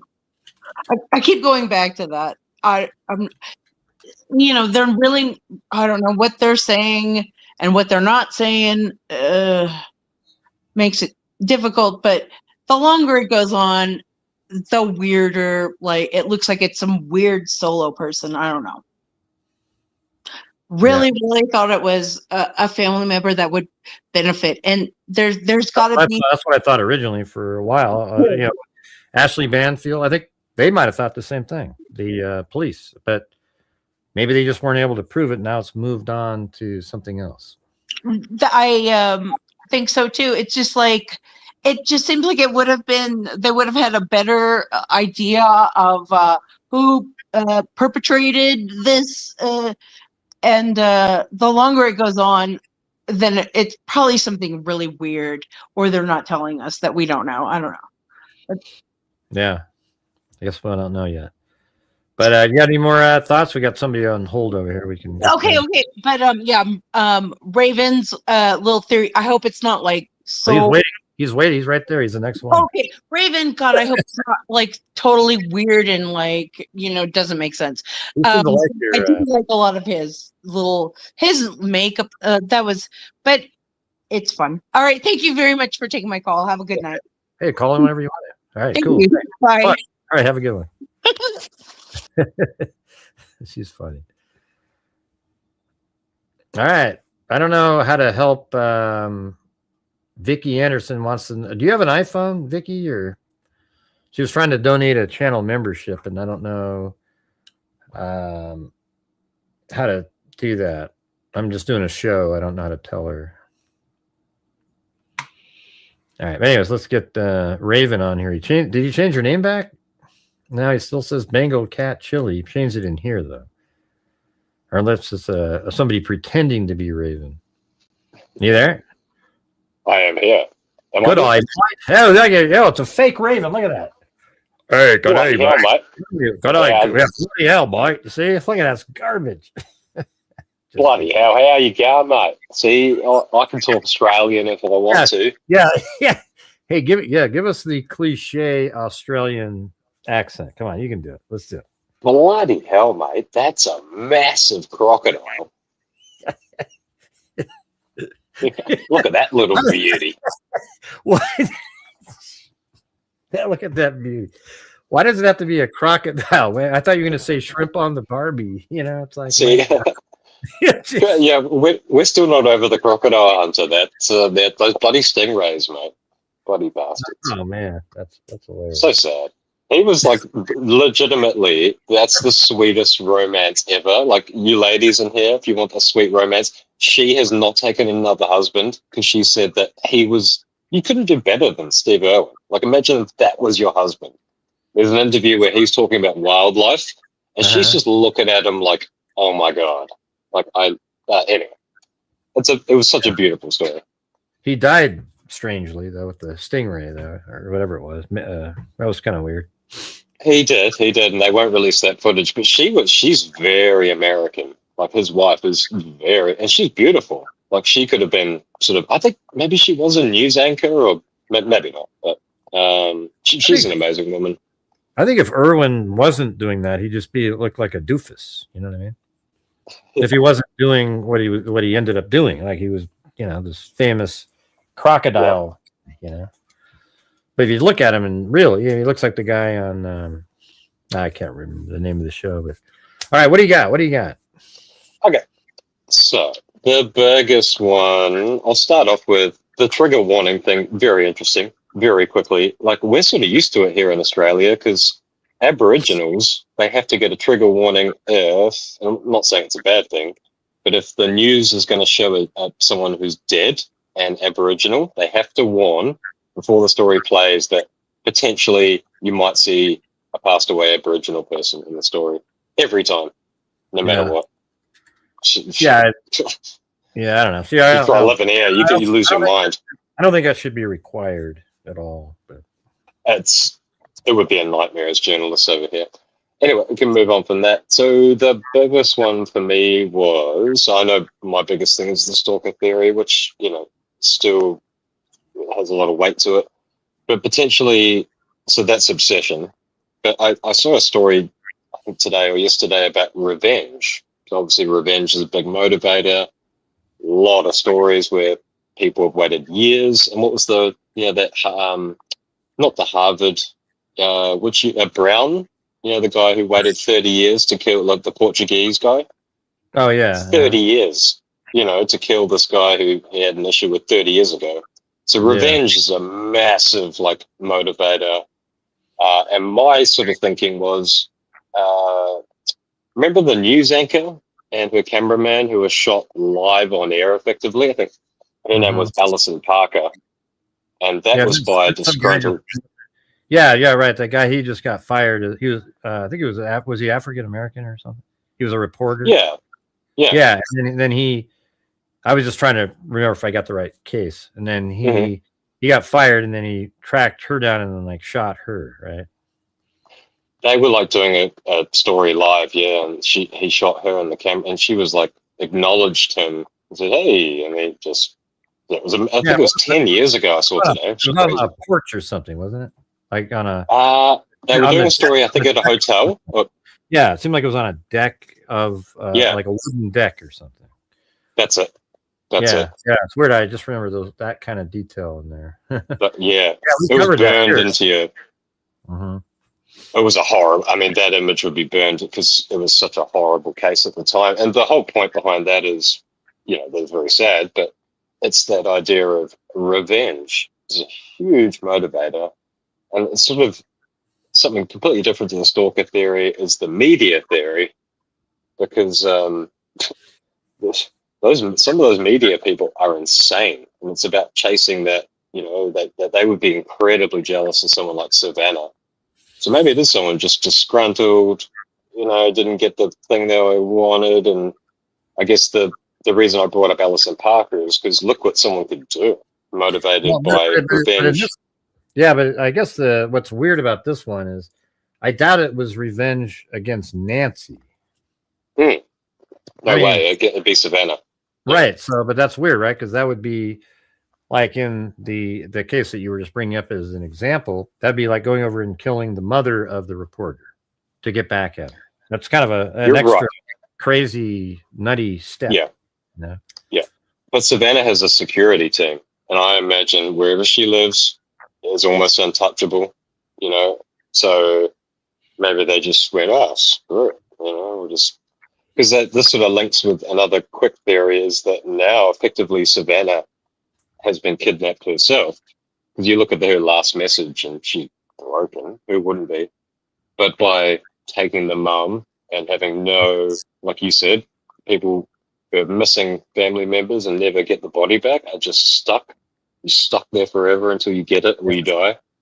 And so now effectively they've kidnapped Savannah because she's not going back to the Today Show.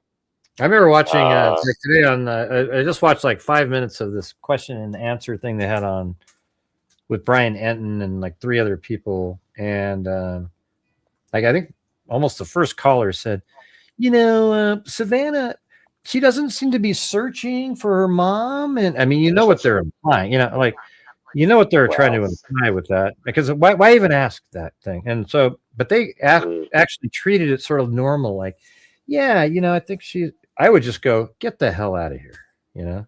Yeah. See, that's the thing is I don't understand why people allow and accept questions like that. It's so ludicrous because what you're doing is you're trying to imply that she has something to do with it. When you say, why isn't she searching? What they should have done was, why do you think she's not searching? Yeah. And then you might get to the truth of why she asked that question. Leading questions are my least favorite questions. Is exactly what you just described. Someone who asks something, knowing something already that their opinion is, and just wants to ask it in a way where you'd be like, "Oh yeah, totally. That's the that's to back them up." I hate those questions. Like when you say Savannah's kidnapped, meaning like she's just already mentally kidnapped, sort of. Is that what you're saying? She's trapped. Like whoever that guy is, let's say he has got the mum. He's just hiding her, even if she's dead or alive. Either way, Savannah's in his pocket. She's not on the Today Show. Like he knows that she's got her. Like she's trapped. And that wasn't my theory. I watched so many different shows on this. So some theorists said it. FBI, who knows? But it made sense. But who knows? The other one, I hardly watch anybody because I just I don't want to have other people influence. I mean, these kind of, we're just conversing. Yeah, it makes you theorize, but I don't like listening to, I don't know, like the people on Fox News, experts, or even on these different channels. They just say the same stuff we've already said 100 times. There's almost nothing new on any of that stuff. So you get the odd gem though. You know, I saw it's like they're starting to interview all the genetic genealogists. I saw one with CC Moore. Like I'm pretty sure you've mentioned her before. Yeah, it's the same. I mean, we've already talked about we already know how that all works. Yeah. I mean, it's funny how they refer to her as the founder of it, but it's really Colleen Fitzpatrick was the founder of investigative genetic genealogy. But every time she goes on a show, they say that. I mean, I like CC Moore. It's just kind of, I wonder why they're doing, you know why, right? Well, because probably the Golden State Killer. Maybe how she looks. Well, maybe, yeah. I mean, I don't know. She's like, I saw a photo of her today. She looks like a Fox News person, blonde and kind of pretty. Yeah, she looks really, she looks pretty good. You know, she's like. That's how you sell it, you know. If you know how it is. Maybe you should need a little. I was going to say you need to show more skin. Maybe that will get you more. Maybe I need to do that. Yeah. You know, blonde wig. I can get that spray. There's that one commercial that's like you spray it on your face and it just smooths everything out. You know, I don't have wrinkles though. It's weird. I mean, even though I'm 60 now, I don't have wrinkles on my. I think it's from fish oil. I take high quality fish oil every single day. That's why I recommend everybody, if you'd like to have that smooth skin, you know, the Mediterranean type skin out there, buy some fish oil. Those things taste so bad though. Like when they It's like- repeat on you. You it's don't like chew burping on up. it, for God's sakes. You just swallow I know. the capsules. They don't taste like anything. You get that fish burp later on. You're like, oh god. Oh God, man, what are you talking about? The fish burp. Burp later on. Break. Not worth it. No, I mean it's totally worth it. Okay. Other theory. So yeah, revenge. A media theory, who knows?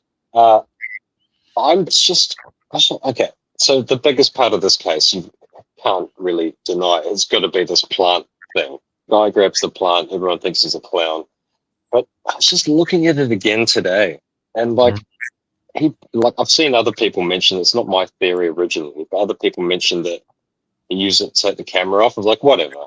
But it wasn't until you started going over how they get taken off, and I looked at it today, and he goes, he gets it, he bends it, which is how you put it behind the Nest cam, because it's out shaped in between his two hands, and he walks up, and then that's when the camera is taken off. So logically, you're thinking that's when the camera is taken off, right? So why would he?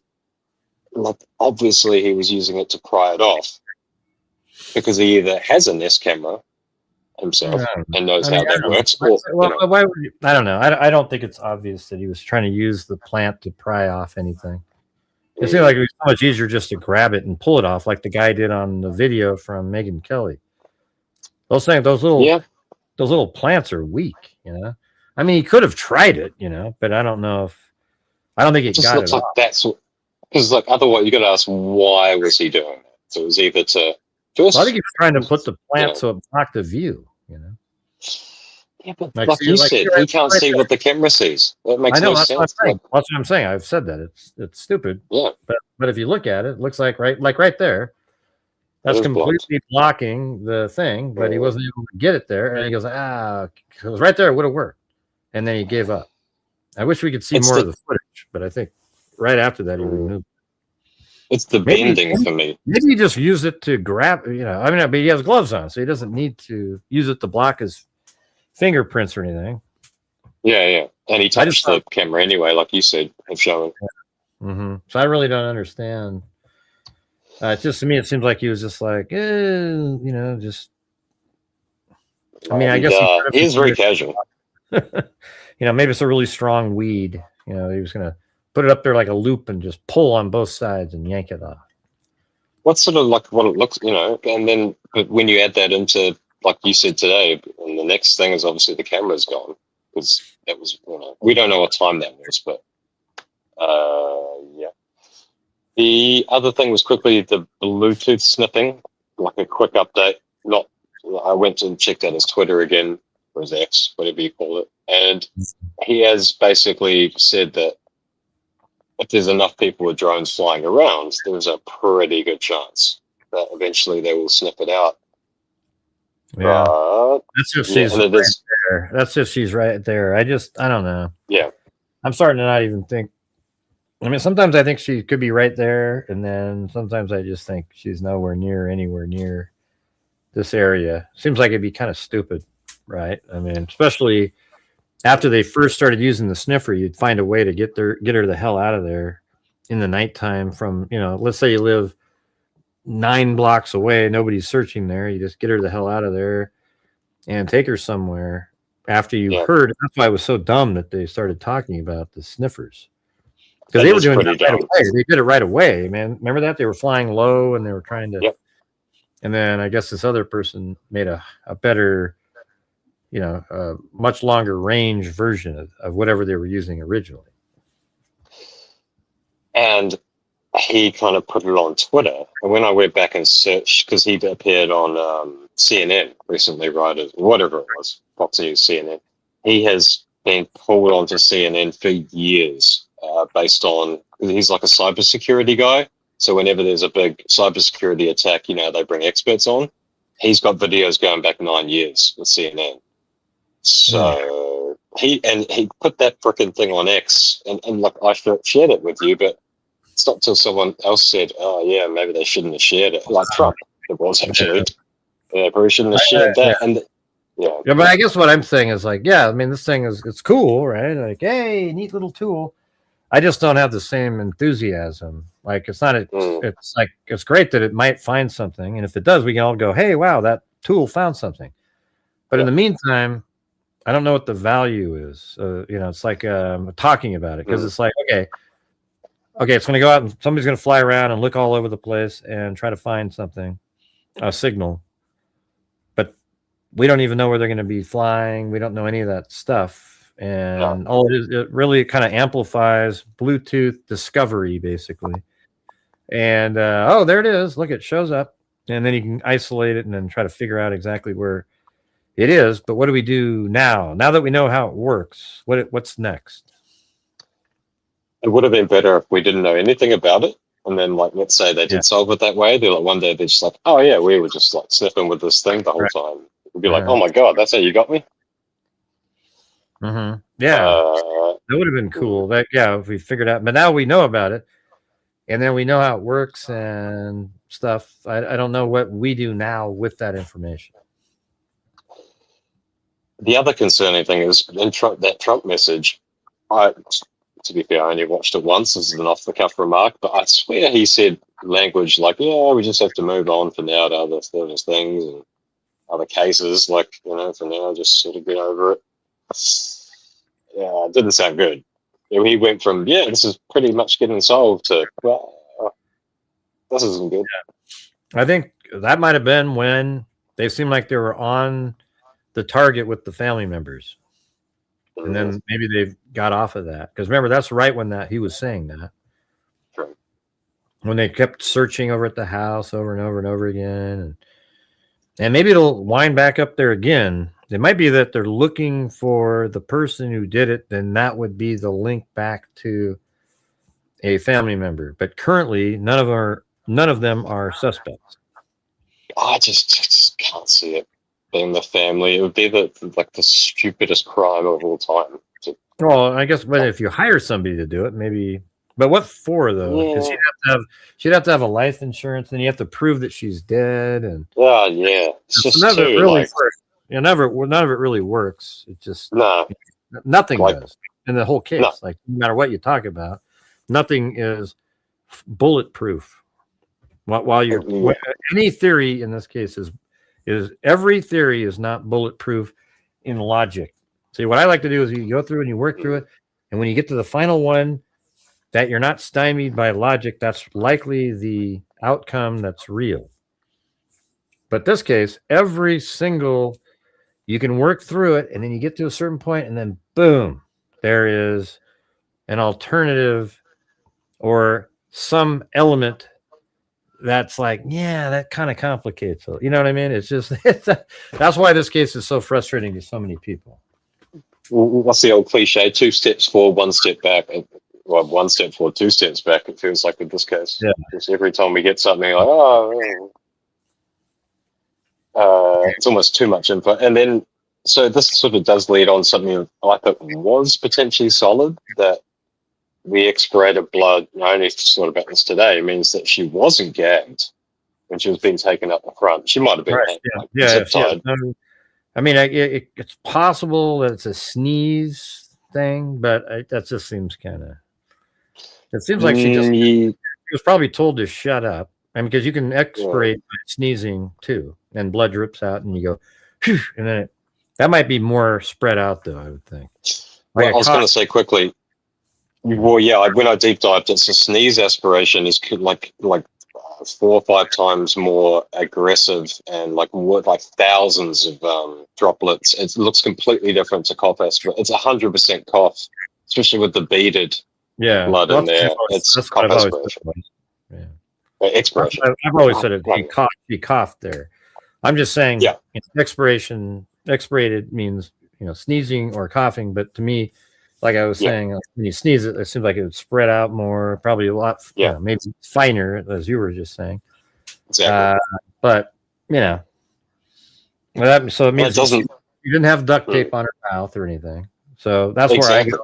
She had a gun on her, and she was told to not do anything, or they'll shoot her. So they just keep moving her out, and then the part in the car, I guess, is sort of interesting. I mean, did she have her hands duct taped maybe, and then put her in the car, and then he can manipulate her? But if she's just free, I guess you could have a gun on her as you're driving, but it just seems a little more risky, at that point. No car. I imagine she had to, it had to have been a van. Because again, if he's going to, let's say he's randomly pulled over. I'm just saying a vehicle when I say car. I'm not really. Yeah, I don't know what it was. Yeah. I just don't think he could arrest. The reason I think it's a van, because let's say you are the only car out on the road, there's a high risk of just being pulled over randomly by the cops. Mhm. Although you can't do that in America. Can you? Yeah, and it seems like they're kind of looking for a van. They've been looking for a van. It seems like, so maybe that is what they had. And that's why they've pulled over. I think even the guy that they originally got down south there, and then also the people that they pulled over recently and detained, all had sort of a van or large SUV type deal. Well, that Range Rover with the tinted windows again, that's still any that's just me guessing. But yeah, you're right. They might have a footage of a vehicle. They just can't see it great, but they can tell that it's a larger, through the trees or whatever. They can see it moving out, and that's what they're focused on. And they probably look who in this area are criminals already who have that. And then maybe also one led back to the delivery driver. I don't know. I don't know how they narrow things down, but it's weird how that the dailies are right inside the line that I drew a long time ago. The red area, so they're right on the outside of that, right inside of that. Mm-hmm. So this is the red. I'm with you. Outline, So I don't know if there was and those are the roads that I think that would have cameras associated with them, either side of the road. And they were monitoring those and looking for a vehicle that was leaving around 2:30 or so. Not 2:30, I guess 2:30 to 2:45, 2:50, and maybe they narrowed it down to a specific type, and then have been able to, led to investigating various people, but they just haven't, It's really frustrating. It's so frustrating that they have no streetlights. The cameras, even if they do have cameras, they just aren't going to be filming very well the streets and vehicles driving by. But what I thought yesterday or today was that other house behind the door has a line of sight. I mean, you can see their windows. Their lights are on. That's at 147, whatever it is, 145. It's they literally, he was just right there. And even with the bike light, that's still a light. If it's dark, any light is going to give you away, right? So, I don't get, he was really ballsy, and like you said, he looked super casual. I don't know what any of that means, but it's just okay. But it's why were their lights on? They were obviously up. Hey, Ivan Victor's here. Should I throw them on at the same time? We can do one of those. What do you call it? A conference call. No, I call it. What's the word they always say? The panel. I always say, let's do it. Let's see what happens. All right. See if you can mix it. Yeah, you have to try it out. Hey, Ivan, you're on with all of us now. Raven's on here too. You can use your Russian accent. You can do. I'm glad you kept him in. I was going to actually respond to something that I heard him say. When it started to remind me, I think I mentioned to you before, Gray, that the Jamie Claus case was right in my backyard. You know what I mean? And I feel like there's a lot of similarities here, where there's just a horrible scene at the scene where something terrible happened, and then it's all just nothing. And when I watched the FBI slowly deplete itself because they had nothing to do. At some point, without any evidence, they just start going home. And on other things. But Jamie Claus, I remember saying in the Jamie Claus case, I said, I think it's just somebody that was there just to target her and took her, and she's probably still alive somewhere. Yeah, I mean, eventually they're not that's going to exactly keep what the happened. manpower if they have nothing to go on. I mean, they're not going to, you know what I mean? At least that's what they did here. I mean, I saw it happen. So I don't know. Like, I feel like, you know, they just keep, you know, when it was with the claws thing, it was like the scene at the house. And now with this case, it's like they're repeating that I must have seen that video of that guy at the door 10 million times by now. You know, because it's literally all there is. No, but look at, if you look at it closely though, you can start to see. If you look at anything enough, you can start to see anything, man. That person on the deck is 20% of the country. Right. You know, No, I mean, 90% of the country does that. right. I mean, it's just it's anybody. Like, so I don't. I mean, I don't know what else is like. The biggest action has been the beef between the two agencies. That's the most. Right. That's the biggest newsworthy thing. And it's totally. It's a complete waste of time to even talk about. Really. Yeah. It has It's nothing to starting do to with get a anything. little bit like weird. I feel like weird talking about it because like we're not talking about anything. We're just, I don't know. We're just theorizing Yeah, on right. different angles, and I guess that's really all we can do. But talking about the beef between the sheriff and the FBI and the media is a complete waste of time because it has no relevance on. What all it will do anything. is make information worse.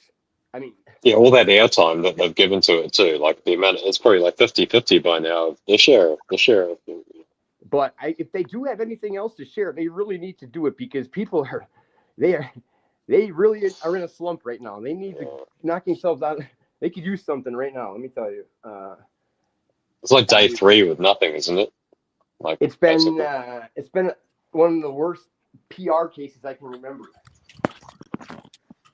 Well, yeah, and they can capture you guys can capture the president or whatever it was of Venezuela, wherever the hell it was, but you can't find Nancy Guthrie. Jeez Louise. Well, Bloody hell. the thing the Kloss case taught me is a lot of times these cases don't give happy endings. You know what I mean? Like she freed herself. Like they very well may never find this lady. Like that happens every The day. Jamie Kloss one was crazy though. I mean, like after 30 days or something, Well, there's so much about that they that makes found no her sense. I mean, just in a random house. Yeah, he was enough of a monster Alive? to go shoot her parents with a yeah, shotgun. she's alive. Yeah. But See, somehow Jamie Kloss. I'll just do Jamie Kloss was a younger girl who was he had a parents, and then this person was sort of stalking her, if I remember correctly. But then he on a night he goes into the house, he shoots the father, kills I him, remember. kills the mother, and then he goes into the bathroom. And I mean, it was like in the bathroom area, and then he abducted Jamie Kloss, or she was disappeared. And then for like a month, nobody knew where the hell she was. And then they found her on this little sort of almost like a like a track in, for running. It was like this one street area that looked like a track. 2 hours away. We were just way far away, and she was like kept in the room underneath, like under the bed behind some shit, and then she escaped when he left one day. He didn't lock her up. Yeah, because he was like totally had her under control, and she escaped, and a neighbor grabbed her, and boom! I mean, my God, she was alive after She all freed that. herself. So, okay, I remember that now. As soon as you said the parents, I remember how bad that was at the time. Like, geez, like that guy was. Yeah, when the dad answered the door, he got it with a shotgun point Yeah. blank. Like it couldn't be more gruesome. And then I think the mother tried to like defend her in the bathroom, and she Bathtub, got killed. yeah. Bathtub. Oh, God. Yeah, Brutal That story. poor, yeah, jeez. But But that was good news for her. somehow just leaves her unlocked. That's what I didn't understand. But I always said at the beginning, like, see, that's the thing is I felt like there was a really decent chance she's alive because of the effort that the person went through to just get her out of there. You know, Right, like it's a lot easier to keep a 14-year-old girl alive than an 84-year-old woman. yeah. Well, I wasn't making a correlation. I was just saying in that case. Oh, right. That's why I thought that she was going to be alive. And then you sort of I think we stopped covering the damn case, because it took so long. I mean, how long was that? I think it was longer than. It's over 60 days. Yeah, than 30. I was going to say longer than 30. Yeah, it was a couple months because it was going on right as our daughter passed away. So like we were in the hospital when it happened, and so that's where I watched all the coverage was in the hospital as it happened. So it was over a couple months that it took. She freed herself. Yeah.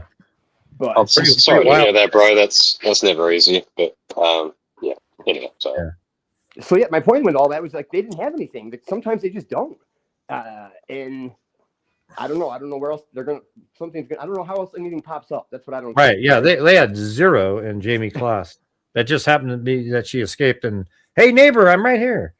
To some random person, like they had no clue where she was. Well, and the perpetrator Happens was not quite a lot, connected to her eh? at all. Like literally just a random psycho. Like I had the ones where there were reports of something weird going on. Someone's kidnapped, and the police go over there. I can't remember which one it was, but they go over and go, "Oh no, it's fine." Don't really investigate, and then they're like, "Was that the Elizabeth Smart?" No, it must be a different one. Anyway, it's a lot of psychos. I only have one more, and then I was going to hop off anyway. It was. So I know you've got this timeline down to 16 minutes, but like you sort of alluded to the other night, it is sort of probably more like 12 to 13. Yeah, less. It just slice off the ends, like let's say 12, like 212. He's picked up by that camera outside because we've got the sheriff said, like you said, goes in the back door. Yeah, go ahead. No, hey, hey, Ivan. well, she's probably in Mexico. Hey, Ivan. In Mexico. Hey, Ivan. Hold on. This is why people don't do panels because Raven was right in the middle of a sentence. And you go, yeah. Gray. I got you. We're listening to Raven finish what he was saying. So go ahead. Yeah, I reckon you can just, like you said, you can slice off to the either ends, and we don't know what the actual time is, but I did have one interesting theory. It doesn't quite fit because the pacemaker is Bluetooth and the cameras are Wi-Fi, I'm guessing. But let's say he's in there for 12, 13 minutes. Wouldn't you kill the router? Like, most people have their router at the front door on a stupid little table, or they have it somewhere. Maybe not if the house is completely dark, because I can't see him turning all the lights on, but, maybe he took the router out, and that's why there's no extra, he knows the cameras aren't there recording. And it's all thrown out the window, obviously, if they have footage inside, but maybe that's why there's nothing inside, because he gets in. Well, remember we originally thought it was inside, but then when he said that maybe the camera picked up an animal, that made me immediately go, that had to be outside. There's no way anybody that wouldn't even cross your mind if the camera was inside a house, unless they. And I agree. Yeah, no, I agree. So let's say 212, he's picked up outside. He then takes a minute to get in the back door. So 213, 214. Yeah. He kills the router, and then that kills all the cameras inside, right? The first thing you would do is, if you know where it is, even if he doesn't, they're pretty easy to find. Most routers are in, normal, near the front door, wherever. So he kills that before going to get Nancy, and he knows that all the cameras are off, no matter what, because the Wi-Fi's gone. But then the pacemaker is still connected because that's Bluetooth till 228. I don't know. Let's say her phone went off at the same time as the Bluetooth. We know it was just her being driven away. But I was just thinking, like, wouldn't you kill the power, or wouldn't you kill the Wi-Fi if you're going to go to the effort of everything else? Well, I mean, if you knew that there was I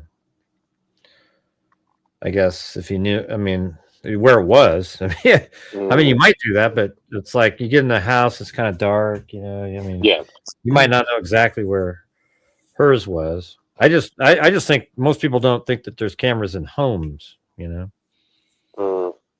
mean, I don't. I mean, I don't have. I mean, do you guys have? I mean, it seems kind of weird to have a camera in your house. I've seen that. A lot of people do with kids, like babies. Like like you have a baby, and maybe she had one because she's older and she wanted somebody to look at. That's what we theorized originally, but they seem to change that. I mean, maybe there is a camera in the house, but the one that captured him at 212 was outside. And so maybe there is one inside, and that was because that was mentioned early on. You remember that? And it would be very likely they'd be different systems. You reckon? If you just have wouldn't all be one Nest? camera on for, they could be very well different systems for the outdoor and indoor systems. It's very easily possible. Yeah. Usually people like this is a nightmare to have two different, like let's say you have Ring and Nest, all of a sudden you're paying for multiple subscriptions. But I need to visit the little gents' room, so I will leave you guys. I'll bid you guys farewell. But I'll leave Ivan. I want to hear that Russian accent too. And you guys aren't. Is there any donations? Oh yeah, there was Well, we alley do cat have for a 56 challenge. months. But We have a challenge by Wild Bill Wassman. He said, if you guys gift 5 memberships, just everybody out there, just 5 people did 1, then he'll gift 5 memberships, and Marty will donate 5 coffees. So that's 3 for 1 out there. If we get 5 gifted memberships, there you go. All right. well, that's easy to do, and there might be one. Hang on a second. That might. I think you only need 4. But I'll leave you to it. Good luck, Ivan, as well, and then hopefully we wake up to Myra and Nancy as well. Who knows? All right. So here we go. We got Ivan's on. Thanks, Raven. See you later. Yeah, no. I like the image. It looks like the old school Raven image he had. What's going on, Ivan? Well, you always say like, what's most logical, right? What makes the most sense? What's the only logical reason you would take a hostage or kidnap? Well, in this case, it might be because you could have different reasons, but it could be that you originally, there's 2 reasons. One, you want to take her out for a ransom. Yeah. You want to take her out. Well, I mean, two things. You could take her out that you were going to try for a ransom, but she died, or you're going to take her out to assault her, or you assaulted her in her home and you need to take her out so that your DNA isn't left inside the home. Yeah, and the only other reason is for money. And since that hasn't been, you know what I mean? So, like, when you're left with those 2 options, some random person that just wants to do bad to somebody, those are the hardest cases to, find. In my opinion, when there's no connection and it's just a random, whatever. But I don't know. I just think that at this point, TMZ looks like they're guilty of it. They're the ones making the most off all of it. TMZ's probably got her in the basement. I don't believe that at all. But I mean, what's weird about TMZ is, how did that whole element? See, that's one of the ones that destroy theories. Like, why did you send it to TMZ? That seems like you're just looking for fame and popularity. Because you're a con artist. Yeah, right. Right. And but then is that person even related to the original? I would bet money that they're not. But the original ones, FBI actually does think that they might be connected. They even talked about it. If they were, they're long gone. I mean, like, yeah. I mean, if they were originally, they have to know they're going to get caught if they were caught that easy to begin with. Like, anybody with a brain would think that. The problem with the hostage is once they are stopped being useful, they are always end up the same way. That's the bad thing. Like, yeah. Hostages don't have a very long life expectancy once they're no longer useful. And that's just a grim reality. I don't know. So, I mean, I know the sheriff's got to be brave and everything and be hopeful, but I don't know, man. Like I said, I just you would have had to have medicine about it all the time because it's a bad ending, I feel. Yeah, I mean, you probably would have had to have medicine and all kinds of stuff available, for her to be still alive, you would think. That's why I had to laugh when somebody said, well, maybe they're in Mexico because they could just get the drugs over the counter she needs, which is true, but half the time the drugs they sell over the counter in Mexico are fake. So, like, I mean, that's, but I don't know, man. Yeah. It could be with D.B. Cooper for all we know. That's funny. I hadn't thought of that, Jamie Kloss. I mean, I think about a month ago she came up in something, but yeah, it was kind of interesting. That case, I always thought there was a chance she'd be a decent chance she was still alive, even. But the sheriff normally it doesn't turn out that way. Well, no, that's like a Hallmark movie. Like, you can see she's freeing herself and there's dramatic music. It's literally a Hallmark movie. Like, that's not how this usually goes. How it usually goes, I'm afraid, is how this one may go, where you might not ever know. If that's how what I fear is that there's a lot of wide open spaces in the desert, man. Yeah. So yeah. I mean, but then you think, well, why'd they do that? Because that leads back to the first reason we talked about is that they were looking for something nefarious and deviant, and they did what they did, and that was the end of it. There was no just like a serial killer type, right? Just like who gives a shit type of thing. Right? Yeah, they didn't want to financially benefit. That's not what they're in it for. Like, those are the hardest people that you can't reason with somebody like that because what they want is unreasonable. So anybody can understand people wanting money, but you can't just understand somebody wanting to do evil for the hell of it. I mean, so I'll let you fly. You guys have a good weekend. Yeah, it is kind of a frustrating case though, isn't it?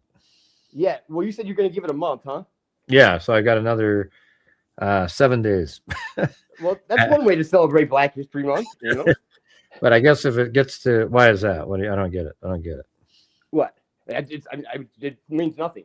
Like it just, it means nothing. Oh, just one way to celebrate the month. Yeah, just like, oh yeah, you know. I mean, I'm just doing a month of, we'll see. I mean, if it starts picking up at the end of the month, then it'll be like, okay, let's keep going. You know, but if it's just dead as a doornail, then what do you think would mean? What would that look like? Picking up, like what would get? Like that's where I'm at. Is I don't even know what that means at this point. Like there's basically two questions. Like we know she isn't alive, and like 99%, or like tell me she is, or show me she is, and like hunting down a ghost right now. They're chasing ghosts. It seems like to me. Yeah. Well, I mean, that's what we think. But it feels like, they might be on to more stuff than we realize. Well, I would just, if I was running PR, I would release something. Like, because Tucson, man, that's the old community. Like, I bet people are scared down there, man. If that's everybody down there is 75 years old when you're down there, it seems like. I'm sure that every one of them's thinking, hell, that could have been me. Like, yeah. So, yeah, it's crazy. It's really frustrating. It's not like this is the kind of case I like to cover, but at the same time, it's not, we don't have enough stuff or too much stuff. That's the thing. It's like, we have just enough to make it confusing. Yeah. But if they had given us less, we'd probably be able to speculate in a more rational way. But what they've given us, whether some of it's true or not, there's things that are always countering everything that you say. Yeah, there's just enough for people to exploit it and then run it into the ground. Yeah, and the thing is, I remember doing Molly Tibbetts back in the day, and there was a certain point where we just said, okay, forget it. There was no more to say. Well, it sort of reminds me of that pastor's wife. Her life. Mm-hmm. Like at some point, what else was there to say? Well, the guy ended up getting arrested for harassing her, and what led to her death. But it just doesn't really. But she did it. So everybody was trying to disprove it, like there was some crazy backstory. Like just because people want life to be a movie. Like they want there to be something more to it than just sometimes of the awfulness of life, right? Like, well, we're all kind of freaking out in here, but you know what they haven't done yet? They haven't finished the genealogy portion. I mean, that's huge. Like, this is a huge thing. They likely have DNA from, based on where they got the DNA from this person.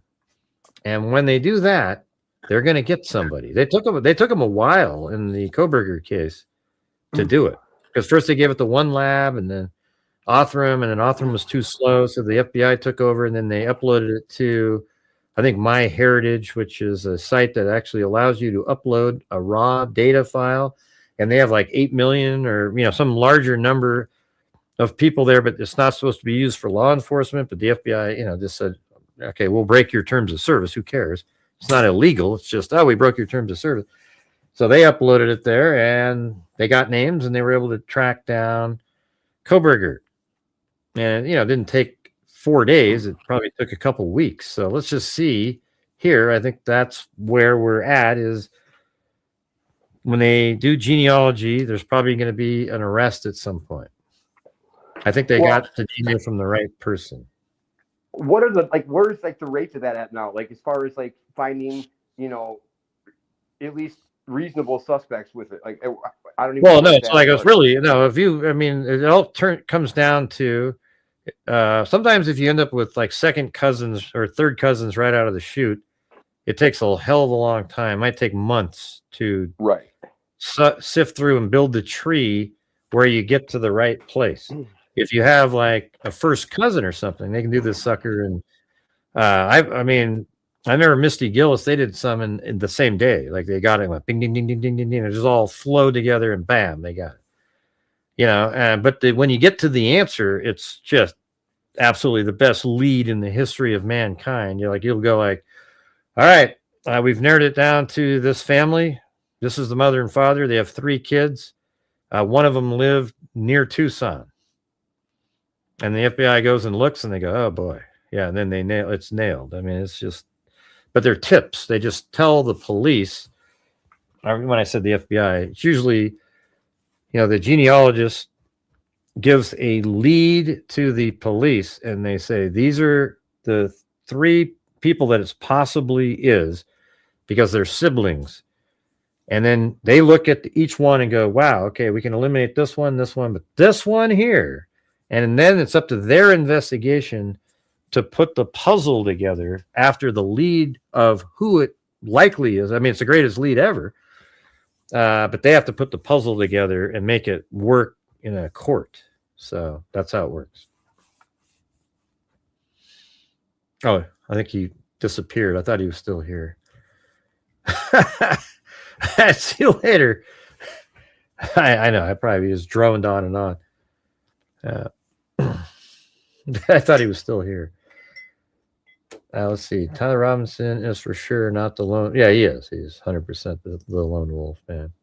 All right. So you're going to be absolutely embarrassed. Yeah. Okay. Yeah, this is just a troll. All right. See you later. Have a good one.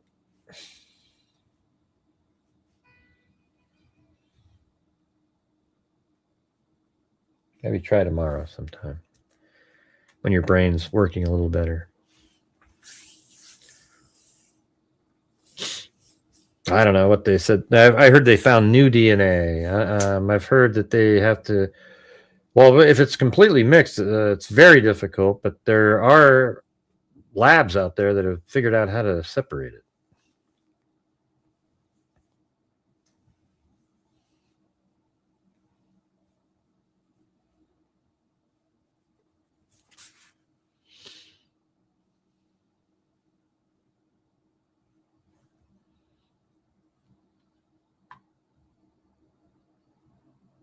Yeah, I just. Oh, okay. Yeah, they came in here just to be a troll. Then. All right, see ya.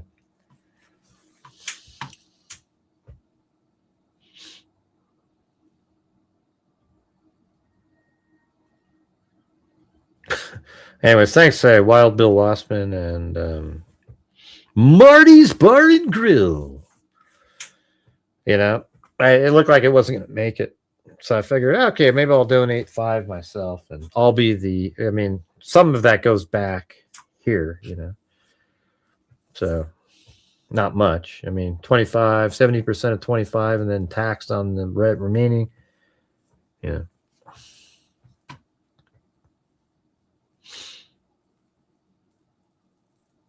But hey, Jim, if you had called in, I would have got 5 coffees, but you never did. What's up with that, Jim?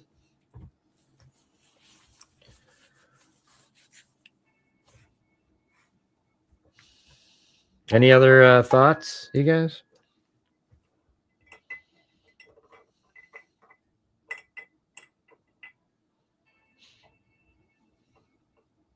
I think the sheriff is in a sense talking at Savannah when he says stuff like her being alive. Yeah. He doesn't want to say something bad when Savannah's still hoping.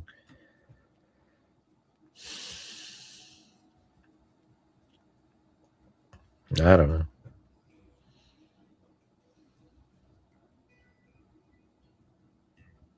I think they did fell asleep. There's 377, but they must have fallen asleep. Anyways, I think I'm going to get the hell out of here myself. It's 3 hours and 30 minutes. Should I play that music that I was given the other day? By Keegan? That was pretty good.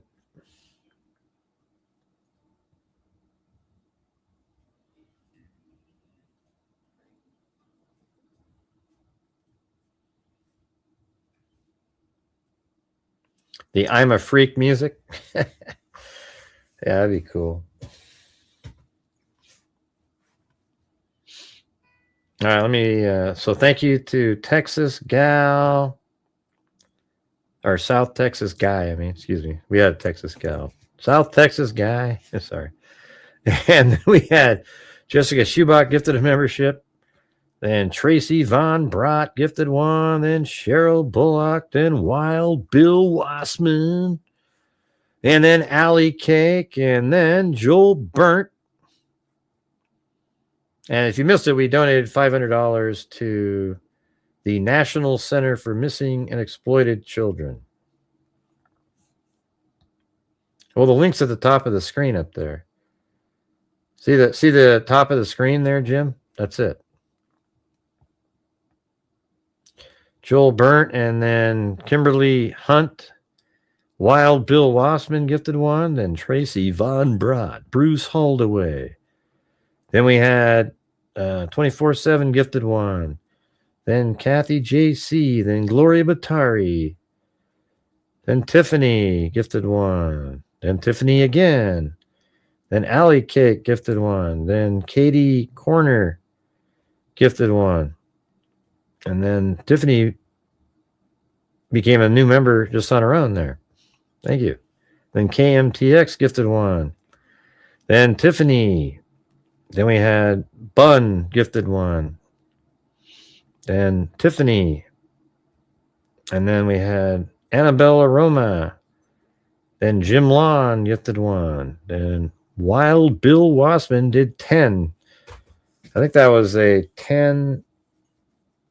Right. If he got 10, wait, what was that? No, it was a double bet with Marty. Like 10 gifted. Marty would do 10, and then Wild Bill Wassman did 10. Hey, thanks for Mr. Crowley at the end there. Then Shelly gifted one. Chris Stew. Betty Black. Tinog. It sounds like if you said it backwards. Tinog Gannett.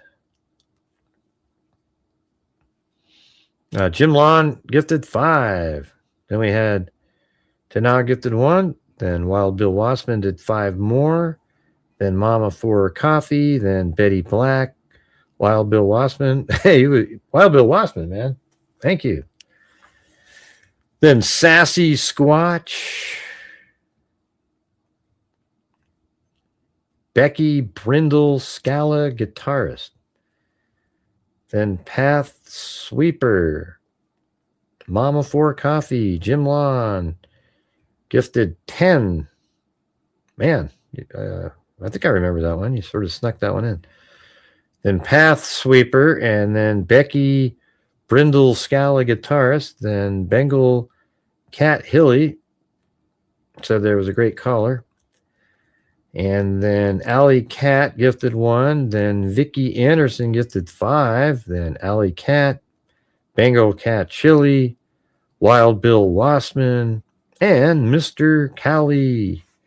Then we had Marty's Bar and Grill did 3 different buckets, 2 buckets and a half bucket of coffee.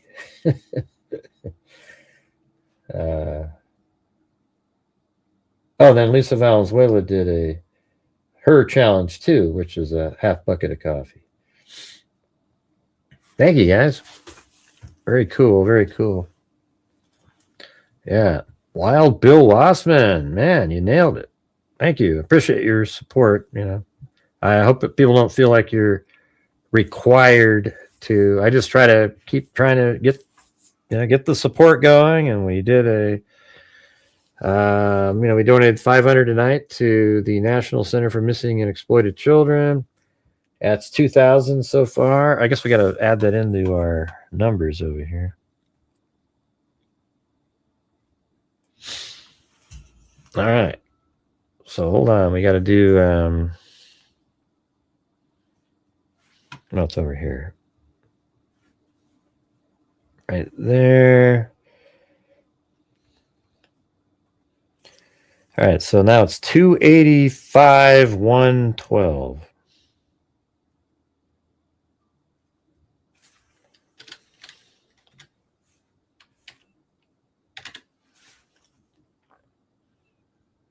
Nice. And then 5,000 for the month. There we go. Boom. Can I get a boom shakalaka?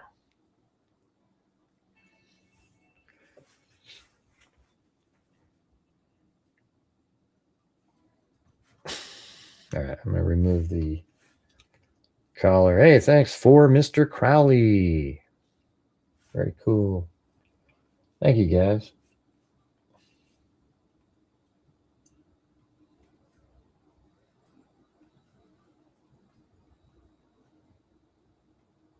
Oh, it started moving up. It was still 45% for Nick Mac. 293 votes at 45%.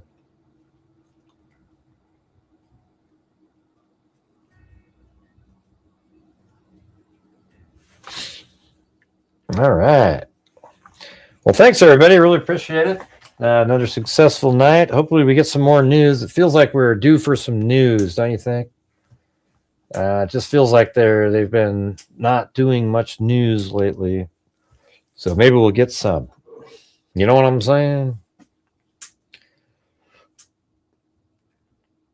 Well, thank you for Mr. Crowley. Hope you guys liked the video I made today. Not a lot of people watched it, but thought it was pretty good. Tomorrow I'm going to make a video, I think, on this one.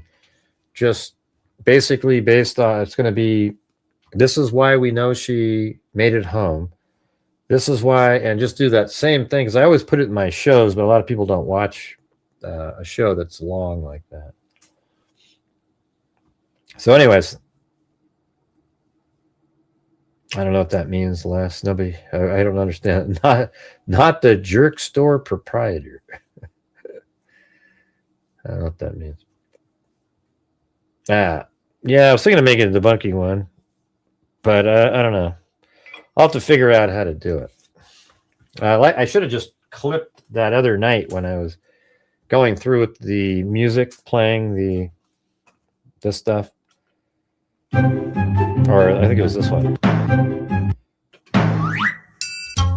Yes, you too can believe that there's a second person at the doorstep.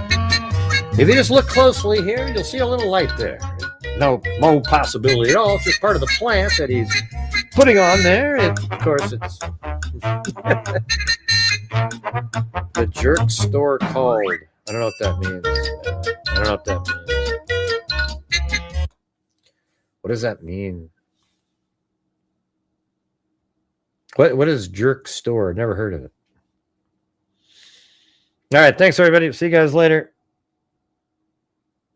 And as I always say, until next time, be safe out there. Maybe I need to go to like this one. I can do that and then I can play this. Hold on.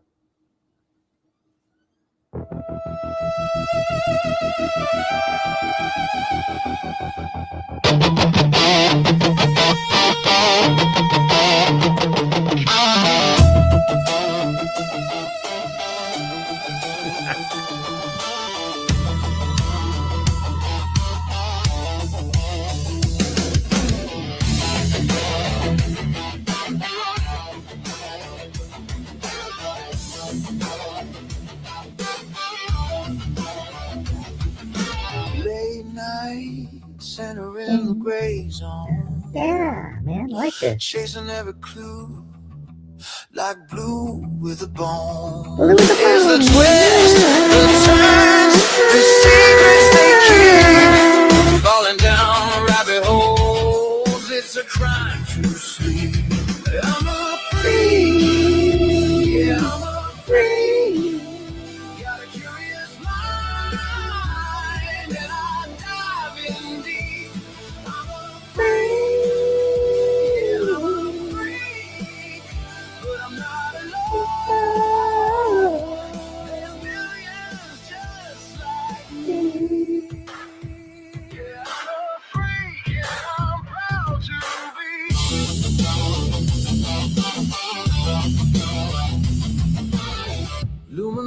on crime scene walls.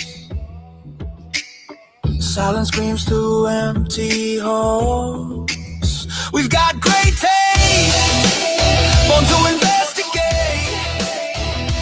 I'm a freak, yeah, I'm a freak. Got a curious mind, and I dive in deep. I'm a freak, yeah, I'm a freak, but I'm not alone. There's millions just like me. There's a whole world of people who think like me. Yeah, I'm a freak and I'm proud to be.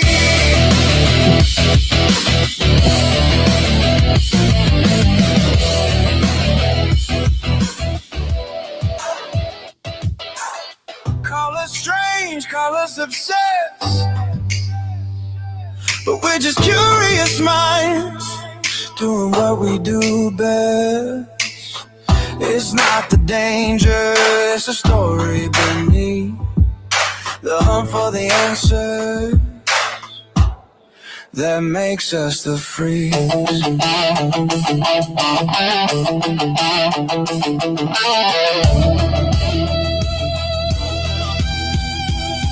Yeah, I'm a freak. Yeah, I'm a freak.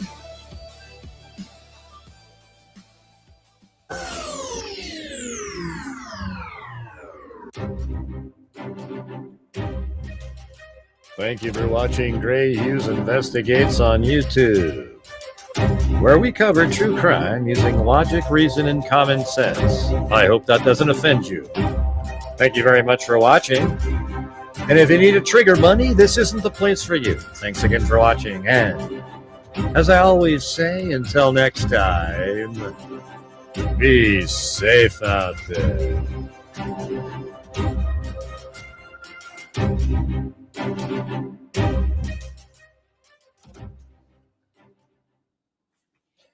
Nah, it's not me singing. Somebody did an AI. They made it. They wrote the script and did an AI song. Keegan is his name. It wasn't me singing, no. But I had Mary Lou singing in the song. Did you hear her in the background doing some background work? It was so good. It was amazing. Let's see. Yeah, I guess that was it. Anyways, thanks, everybody. We'll see you tomorrow. And as I always say, until next time, be safe out there.